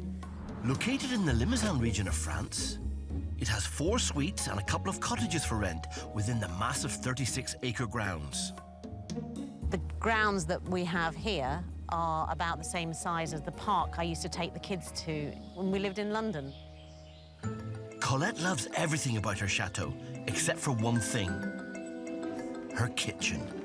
We've been discussing the new kitchen for about 14 years. When that will happen, I don't know. Hopefully... You promised me this autumn. Hopefully the end of this year. We don't ever make a fortune here, but what happens is any money we make during the season gets put back into the house. If we have a good summer season, then it'll be the kitchen. Is hopefully how it will work.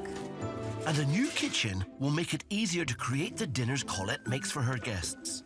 We didn't envisage that the food would be such a large part of the way we run things and the way people enjoy the place. People just would want dinner all the time, every night, whenever it was on offer. I think that the meals in the evening are what makes the whole place gel. Today, Colette is shopping for the ingredients for a 5-course meal for the 8 guests staying at the chateau this evening. I bought 3 quails to do a quail sauce. And she's decided to take a risk by serving a whole new menu. It's all Limousin beef. You couldn't ask anyone what they serve other than Limousin. They think you're insulting their mother. She's hoping the new dishes will help her to cater for more people at the chateau. That might pay for her much-longed-for new kitchen. Et vous pouvez faire quelques girolles? And she's just making little flowers out of cheese, and you have them for aperitif, and it's delicious. With a nice glass of wine, obviously. But if it doesn't go to plan, it could put her reputation at risk. Bonne journée, et merci. Bonne journée. Au revoir. 275 miles north is a lovely old building called Le Vieux Chateau. It's owned by retired vet Donna McDougall from Norfolk. I just love every minute of living here. Maybe I'm just getting older, but the slower pace of life is lovely. It lies in the centre of Normandy in northern France, and Donna runs it as a B&B, renting out 4 bedrooms and cooking the guests breakfast throughout the summer. It works beautifully as a business because it's big enough for guests to come and for me to live my own private life.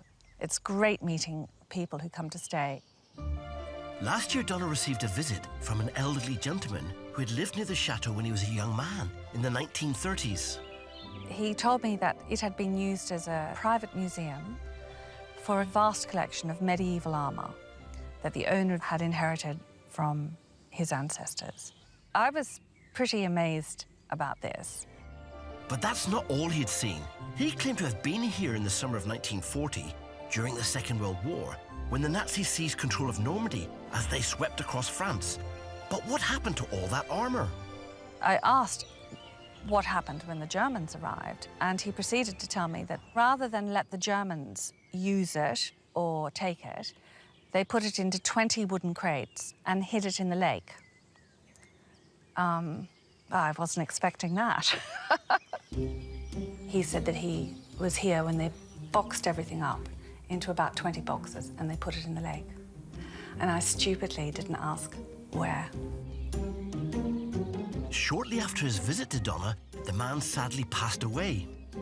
So now all she's left with is the tantalising possibility that a huge and highly valuable hoard of medieval armour and weaponry is lying at the bottom of her lake. At first I just thought, my God, this is extraordinary, that we might still have a whole lot of medieval armour in the lake. And my next thought was, I'm not sure how we're ever going to find it or get it out. So she's confident that the treasure is still down there somewhere, and she's turned to yours truly to give her a hand. I can't think of anyone better placed to try and find this. I have no idea how he's going to do it, but I can't wait to see. So, good luck, Dick. Come and find the treasure for me. Don't worry, Donna, I'm on my way. Everyone we know with a chateau thinks there's treasure there somewhere. That includes us. Sadly, most of it's just wishful thinking. However, Donna, she's so excited. She's so absolutely sure there's something there that she's convinced me. I'm very excited about today. This should be fun.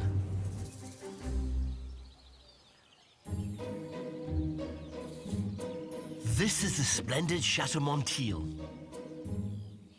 Built in the mid-19th century, it has 20 rooms in total. Set in 6.5 acres of land, it's the home of Englishman Tim and his wife Chris, who's from the Philippines. Oh, and now, newborn baby Owen too. This is our forever home. Yeah, it's beautiful. We can't imagine ourselves living elsewhere. No, it's perfect. Located in the Dordogne in southwest France, they bought the rundown pile for around £380,000 with the help of Tim's parents, who now live in an outbuilding on the property. After 2 hard years of renovation, they opened as a boutique B&B, 2 double rooms and 2 suites.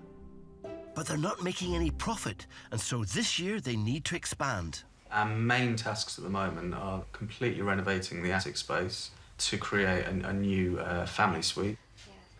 They've estimated the new suite could bring in about £15,000 per season. Although we've got an extra mouth to feed now. Hopefully this year is a really good year for us, and then next year that should be our first profitable year. Yeah. But the start of the new summer season is fast approaching. So I've got 7 weeks to go, and it's all got to be finished. Bring it on. So Tim needs to get a move on. First job in the attic, replacing the old wiring. So I'll pull this old ceiling down, get all the old plaster off and all the wood down, and we can run the electrics and drop over so we can get some light switches in, and then make it look nice and new. Touch wood, it doesn't look like there's actually anything wrong up here. I was worried that I might find a few rotten beams and maybe a few shifted slates. Yeah, nice and clean and baby-friendly. Yeah, right. Optimistic Tim might be pleased. Done. But this is only phase 1. With just 7 weeks until the first guests arrive, Chris is feeling the pressure. Yeah, it's quite complicated at the moment because we've got this little bundle of joy and got to get it all done and ready. Tim is going to have to work pretty fast. He needs to get the new suite finished by the beginning of the season. If he doesn't, and the place looks like a bomb site, he'll not only lose the new bookings, it could affect the existing bookings for the other suites in the chateau. It's quite nerve-wracking for us because we might not get it ready on time. Just over 100 miles north of Tim and Chris, at Chateau de Debinyak, Colette has started work on her ambitious new menu for tonight's dinner. So we do 5 courses. We include aperitifs and wine and coffee, and that's €45 per head. Sounds like a bargain. 5 courses for around 40 quid. But tonight's meal is a risk. She's never cooked it before. You know, what's the point of everything being the same and, yeah. Colette wants to expand Chateau de Debinyak's menu to attract more guests, earn more money, and buy herself a brand new kitchen. So the kitchen is... The kitchen is terrible. It's tiny, it's poorly organised, and everything is made of concrete. So we do have a project which has been around for quite some time to redo the kitchen. And logistically, in that tiny kitchen, it's extremely difficult.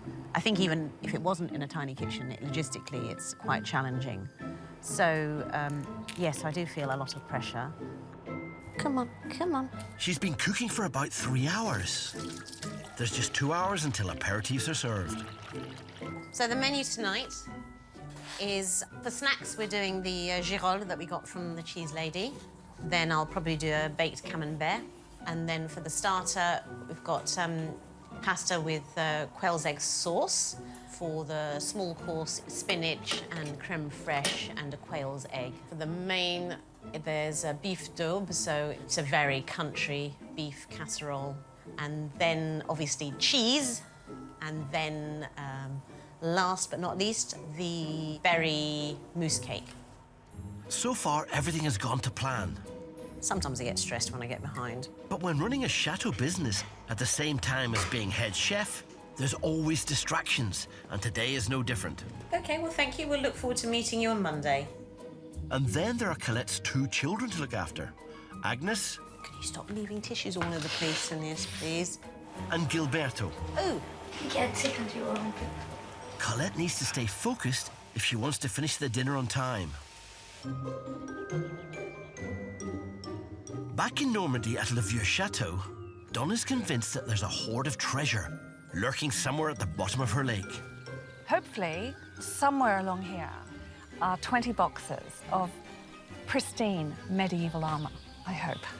She's been told that the armour was dumped in the lake in 1940 to prevent it being stolen by the Nazi invaders. There's a lot of silt in this lake, probably more than there was 70 years ago. So we could just find rusty bits of rubbish, or we could find beautifully protected armour because it's been covered in silt and hasn't had any oxygen. So it's not going to rust, I hope. Anyway, can't wait.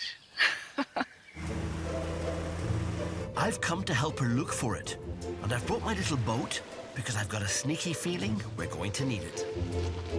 Very, very peaceful, and so much older than our chateau. So much older, it's gorgeous. Hiya! Hello, bonjour. This place is absolutely gorgeous. Thank you. How lovely to meet you. Just looks like there's so much history here. Oh, I think there is, yeah. There is a lot of history here. It's an old, old chateau, this one. Today, we were interested in more recent history. So the Germans during the Second World War, what were they doing here? They were living here. They came pretty quickly across from Paris to Normandy, and this was occupied. Right, the Germans coming, the locals will have known, and hiding your treasures, your secrets. It must have been done at a gallop. And the walls were filled with a massive private collection of medieval armour. And I don't think they wanted the Germans to have any use of a medieval sword or mace or anything else. So they decided to put them in boxes, about 20 boxes, and hide them from the Germans in the lake. The lake is much bigger than I expected. Have you any idea where it would be? I don't know where it is at all. Okay. Come with me and we'll have a look. I really hope Donna can narrow our search down, because this lake's much bigger than a football pitch. I'm looking at this place and thinking, where do we start? If I was living here, and I had a collection of medieval armour. I would put it at the deepest end of the lake. Which is not Which here. is, it's the opposite end. That end's the deepest, and it's the most accessible. So I am guessing, if I was in their position, that's where I'd put it. If I get the boat down here, Yes. yeah, we're going to make our way to start down the far end? I think so, yeah. Yeah. Yeah, That's the most likely place. yeah. Let's go and... Let's you know what? do everything. Let's get started. As well as my boat, I've brought along a metal detector. But there's about 4 feet of silt at the bottom of the lake. So if the treasure's sunk beneath that, we've got a real challenge on our hands detecting it. I so hope we can actually detect it, see that it is there. Because, wow. Treasure in your lake, hello? Every boy's dream. I want armour in my boat. Donna's told me the lake's actually pretty shallow. Can't stay in the middle of the boat.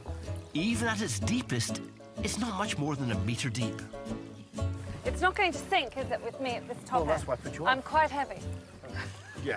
Hello? Sorry. Do you think? Yeah. We are launching at the shallow end, but I'm sure my little boat can take it. It's rocky. It's not just silt. So there's a bit... Getting out of this first bit's going to be interesting. Yeah. You ready for it? Yeah. You're going to find some treasure. Yeah. Right, OK. It's a bit like swallows and Amazons at the moment. It is, which is every schoolboy's dream, isn't it? Right. But I'm coming on board. Yay! Success at the first hurdle. Now all we've got to do is find the buried treasure. Is that sea all right? Ooh. Yes! This is a perfect place to be.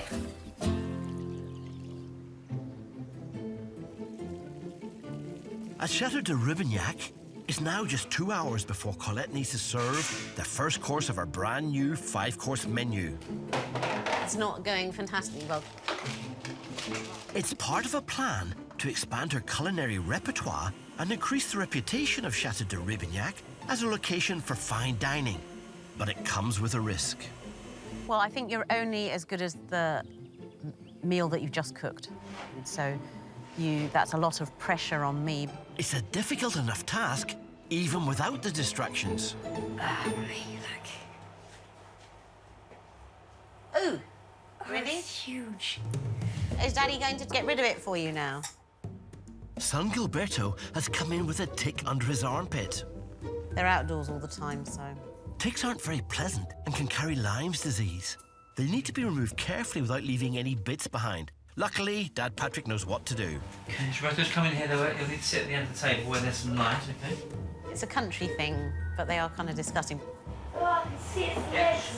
Don't move. Come on. Ready? Okay, it's out, but it's fallen down your... Okay, can you take off your T-shirt, please? Super carefully. That's the fella. Okay, just press that onto there.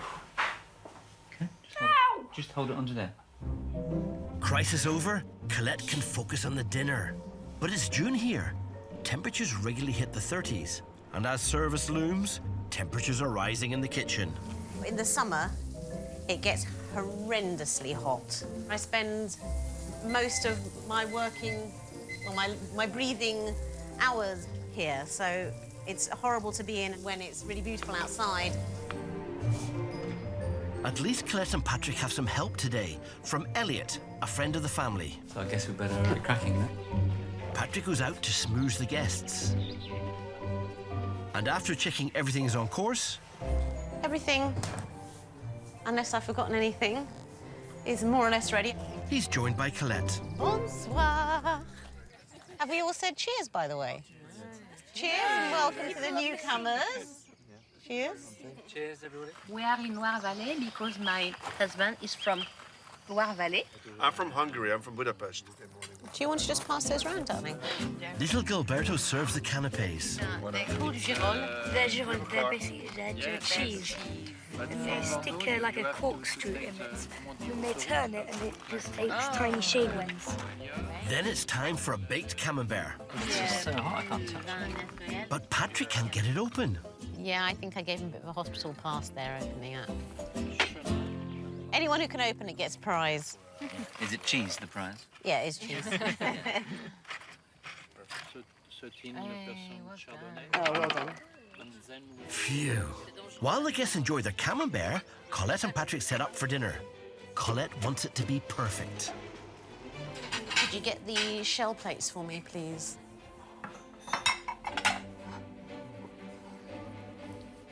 You mean this size? No, not those ones. You know, the normal ones that we use with the thing on the outside. You said shell. Here's the shell one. Not those ones. I don't know which ones you mean. Yes, you do. Wave. Yeah. Not shell, then. Do you want to do this instead? Okay. Just checking. The pressure is on. There's just 5 minutes until the guests come in for their 5-course meal. I hope Colette's going to be ready.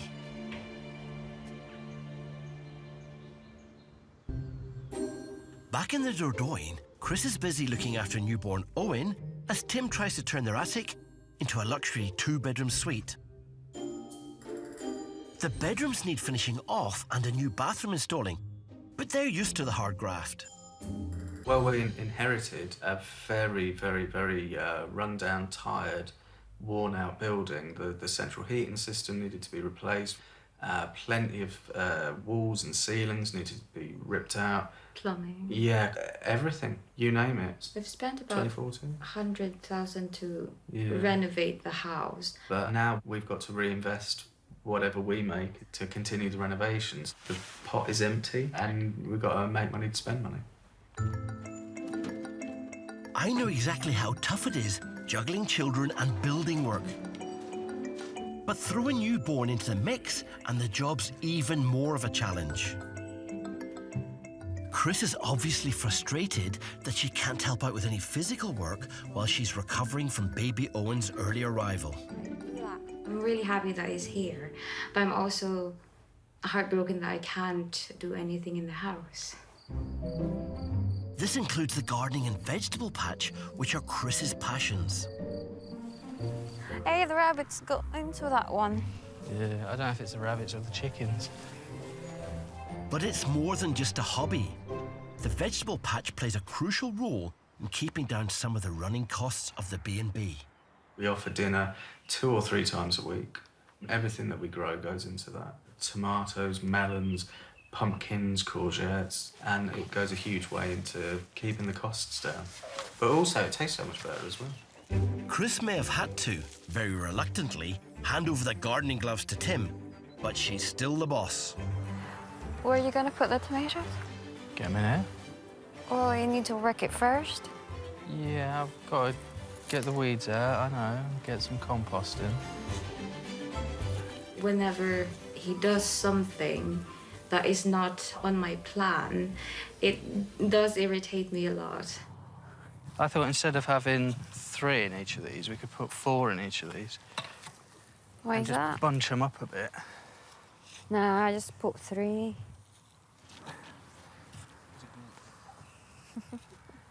He's not as thorough as I would have done it. But he's doing okay. He's on his knees. One more. One more and then I can have You'll a be beer. done. Well, that's all our tomatoes planted. Hopefully in the summer we'll get a bumper crop and our guests will be happy. But if they want a successful summer, Tim better finish the attic quickly, and he's determined to do it himself. It equates to, I mean, it's 200 quid a day to get someone out to do stuff. I'm proud that I can look after my family, you know, and if anything crops up, I can, you know, Dad can get down and deal with it, and I can be an inspiration, you know. Tim's a trained chef by trade. He's not a natural builder. The only thing being a chef has come in handy for is plastering. So you mix the plaster so it's the consistency of buttercream, and then it's just like icing a cake. You know, you just have to, you know, get it on and then come back round and smooth it out. And when I came to France, I couldn't wire a plug, essentially. The internet, online videos have taught me everything, really. Whilst Tim is having a hard morning in the attic, Chris is busy with her first home midwife appointment. Bonjour. Bonjour. Comment ça va? C'est bien. Très bien. I'm excited to know if he's gained weight. I think so. With money tight after the new arrival, Tim's always on the lookout for savings. The skirting board is so expensive over here. I'm just using floorboarding, and I've bought some beading to go on top, and I'm just going to make my own imitation skirting. But when it comes to wall plugs, it seems cutting corners is a false economy. These are dreadful. Downstairs, it's all toilet talk. Have him, cellar, you know? Cellar. Oh, if he's poo-poo. Yeah. Yeah, more or less, yes, Okay. every time. In the attic, Tim's decided to abandon the cheap wall plugs. When I'm screwing these in, this is just going around inside and just chewing the thread, so there's no head anymore to screw into. They're just dreadful. So never buy bargains, and we'll do it with glue.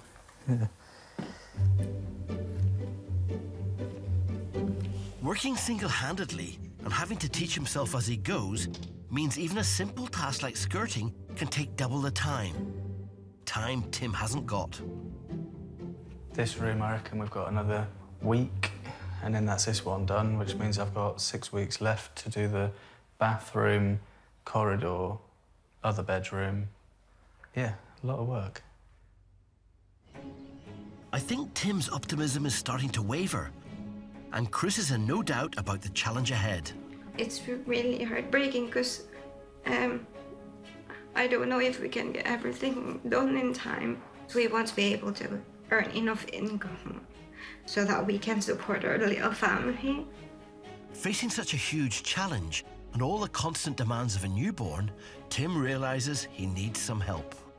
It kind of dawned on me with all the day-to-day jobs that there's a lot of work still to do. So to make life easier, I've given my little brother Ben a ring, and he's managed to get a last-minute flight, and he's going to pop over and come and give me a hand with some of the more difficult stuff so that I'm not trying to do it all on my own, just so I've got an extra pair of hands and a bit of muscle. I hope your brother's a hard grafter, Tim. He'll have to be, or I can't see this place being ready on time. I've travelled 150 miles north to Lavish Chateau in the heart of Normandy to help Brito and Donna hunt for some buried treasure. We're moving. We are. We're at sea. Treasure's there.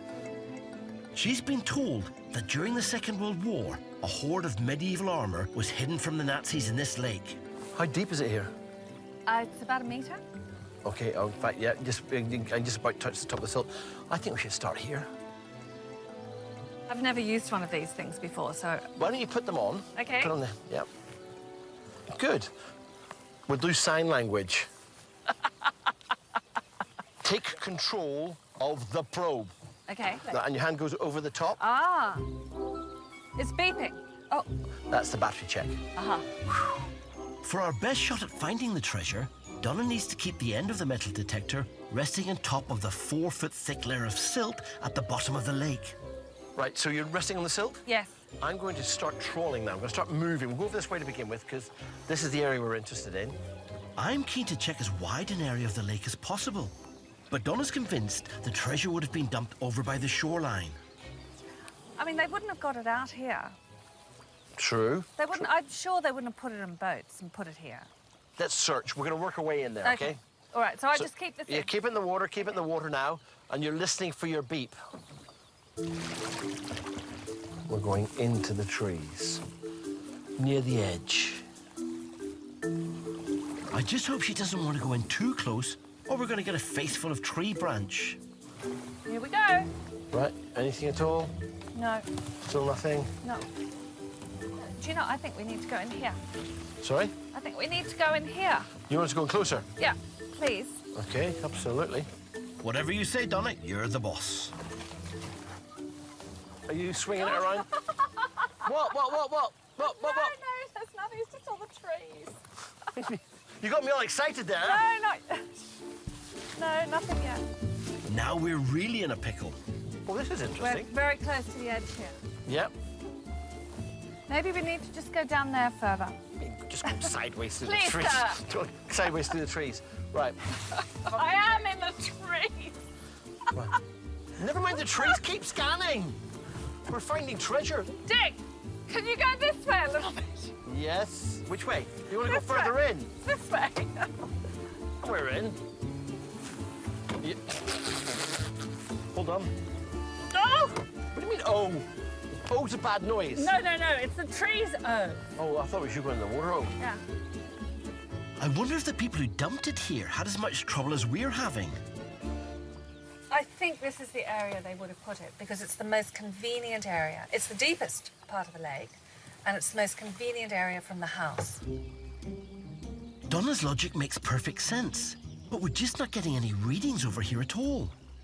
Until suddenly... Just about here. Just go back a little bit.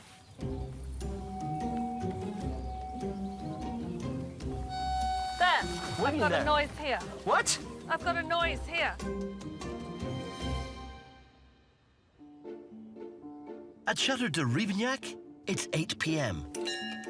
and the diners are called to dinner. There's a very strict seating pattern. Yeah. Right. Just sit down. Boy, girl, I'd like to sit by you. It's going to be a long night. Colette's already been cooking the kitchen for the last 5 hours. So after wishing each other good luck, the starter is served. So, ladies and gents, for your starter, you have a quail ragout with piment d'Espelette spaghetti. Colette waits for a report in the kitchen. How are they doing for their starter? They are enjoying it. Okay, good. And they're Consuming it, not especially quickly. okay. So that's So far, so good. Just time for a celebratory glass of wine. It seems to be going down well with the guests and their burgos alike. Have they got plates? Colette's already moving on. An egg and spinach dish, topped off with creme fraiche and a quail's egg, is served next. Followed by the pièce de résistance, beef daube, a local casserole. Careful, it's hot. Pretty hot. What to tell you?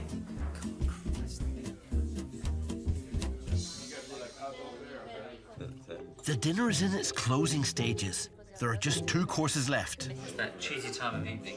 And when they look for the cheese, The cheese is in the cupboard, is it?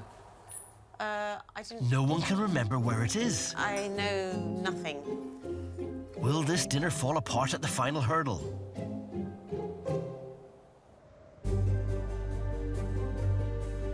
I'm at Le Vieux Chateau in the heart of Normandy, helping Donna McDougall search for some buried armour in her lake with a metal detector. And after nearly an hour searching with no results... There. I've got a noise here. What?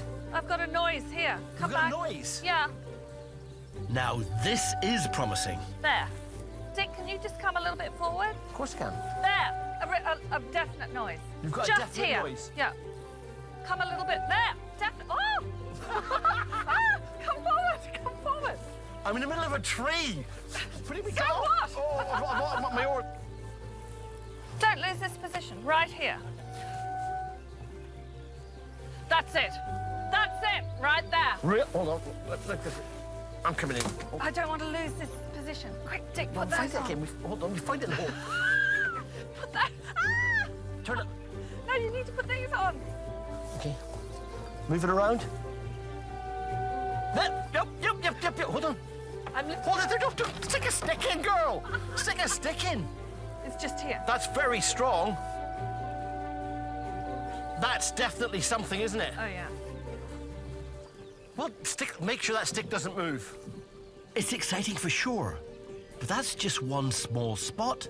There's supposed to be 20 crates of treasure in here. Just go as far to the left and right as you can there. So we're trying moving a little bit further up along the tree line. Oh, another one here. Just got another beep. That's all we got. We don't know yet, do we? Another big beep here. A big beep, really? Yes! Deafening. And a little further again. Oh, my God. Oh, my God. I can hear it. I can hear it through your earphones. Listen. Right. Just a few inches beneath us, there could lurk a vast hoard of buried medieval treasure. Listen to that. That's worth another explore, isn't it? Look. The detector is pinging all around this part of the lake. But how are we actually going to dig down through several meters of silt to find out what's there? We've got some thinking to do, that's for sure, and some hard work ahead, no doubt. Down in the Dordogne, Chef Tim and wife Chris are preparing to open their B&B for the summer season in just over a month's time. But the early arrival of baby Owen has thrown things into chaos. Sleep or milk? What do you think he's ready for next? Cry. Cry. Diaper change. With 2 guest suites, they desperately want to convert their attic into a 3rd suite so the business can start making a profit. But they're behind schedule. Now that baby Owen's starting to grow, he's getting a lot crankier at night and wants a lot more milk and a lot less sleep. So we're starting to feel the strain. It's not just the attic. There's a whole load of work that needs doing around the chateau before they open. Tim's been working single-handedly, but with the first guests arriving just over 4 weeks' time, he needs help. Called in the cavalry. Uncle Ben's arriving from England to come and do some of the heavy lifting for me and meet his baby nephew for the first time, which we're all excited about. Tim's mum, who lives in the chateau grounds, has picked him up from the airport. Hi. How are you doing? Yeah, great, thank you. Hello. How's it going? Yeah, great, thanks. Hello. Hello, How are you Ben. doing? Tim hopes his little brother's help will get him back on track with the renovations.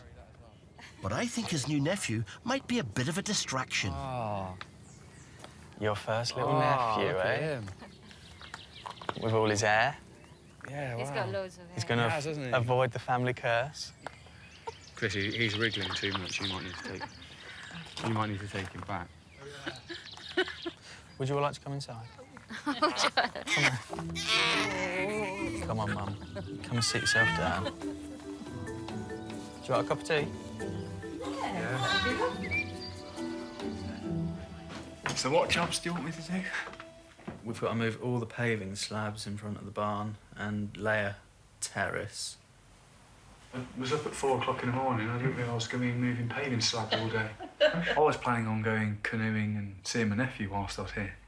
Well, you've seen your nephew. Now you can make a start paving. After you've had your cup of tea.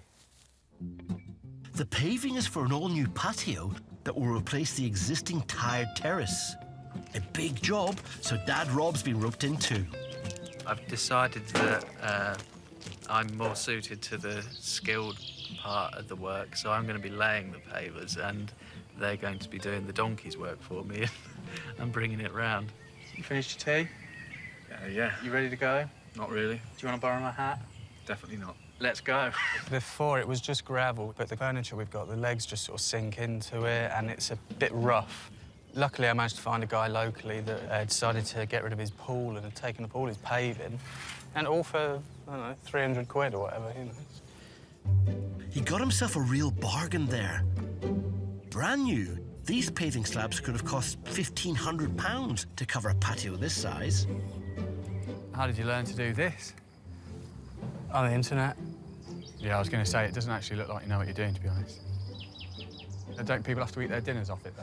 No, we give them tables and plates.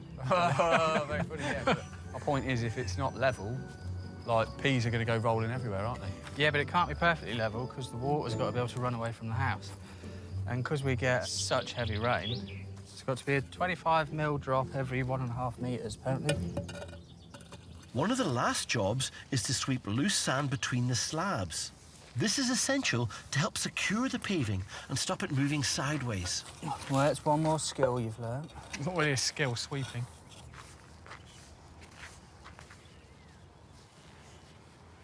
Well, I think that's me done. You don't actually know if he's ever really done a full day's work in his life before this, so this could well be taking it out on him. Bless him.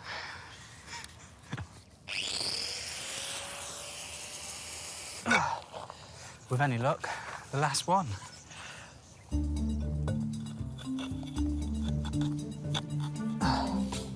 Perfect.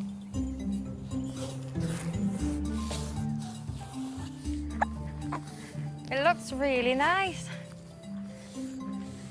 Daddy's done a really good job, look. And Uncle Ben too. Aren't you proud? Hey.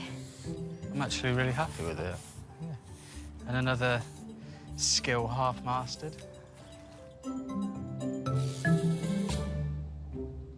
Well done, Tim. But you've still got a lot more to do before the chateau's ready for any guests. And it's starting to look like there's not enough hours in the day for you. Working 24 hours a day now. If we're not changing nappies, we're plastering walls, or if we're not plastering walls, we're laying terraces. I'm running out of days now. At Chateau de Debinyak, Patrick and Colette are about to serve the final course of their new experimental menu. They found the cheese, and the guests have been enjoying it. The night has been building to the climax. Colette's famous frozen berry mousse cake. Everything could go wrong. I might drop it, it might look terrible. After freezing it this morning, she's taken it out to thaw a little. But if it warms too much, it'll ruin. Patrick needs to serve it now. It's going to start to melt if he doesn't get served soon. But he's too busy schmoozing. To be honest, all I really do is what you see me do here. You do it rather well. It makes me very, very motivated with a glass of wine in my hand. It's so frustrating. Everything's ready to go. I'm really dying to serve dessert now, so before it starts to melt. You're still having a fat chat. OK. OK, I'm just going with it then. Colette decides it's now or never for the frozen berry mousse cake. OK, I might require your assistance here. Patrick finally arrives to help. Is it a three-man job? Yes, possibly. Hopefully in time before the cake defrosts too much. Cool. It'll be a bit squishy. OK. It's just that bit there that's not quite separated from the base. It's just a little bit. I can't move, that's why. Well, you can't take your hand out. I'm not taking my hand out. Go, go, go, go, go, go. No? Yeah, that's good.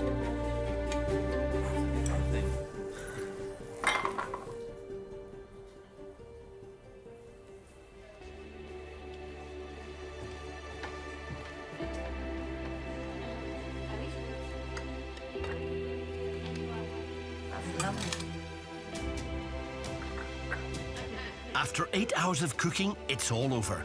What did the guests think? This is a tester. Yeah, we're bringing all our friends back. I'm in awe. The food's great. I've just really enjoyed it. I could do this more often. Keep this up, and she'll get that new kitchen after all. It's done.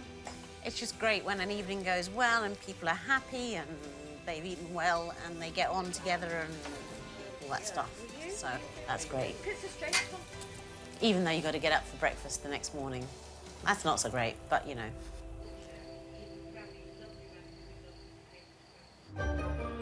Next time, Donna and I battle to get access to the lakeside and start looking for that hidden armour.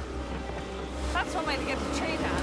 And when we start digging, there's plenty to get us excited. What is that? What is that? While Tim and Chris rush to get their attic completed, they need furniture. Would you let me have a rug as well and round it to 200? I've only got 200 with me, that's why. And they need help. Hopefully Ben's going to fly back in and give us a hand a couple of days before we open. I've never agreed to that. I've never agreed to come back and do more work. And my mother-in-law and I have our hands full making salamis. Sausages always make me laugh. There's not a thing about making sausages that I don't find humorous.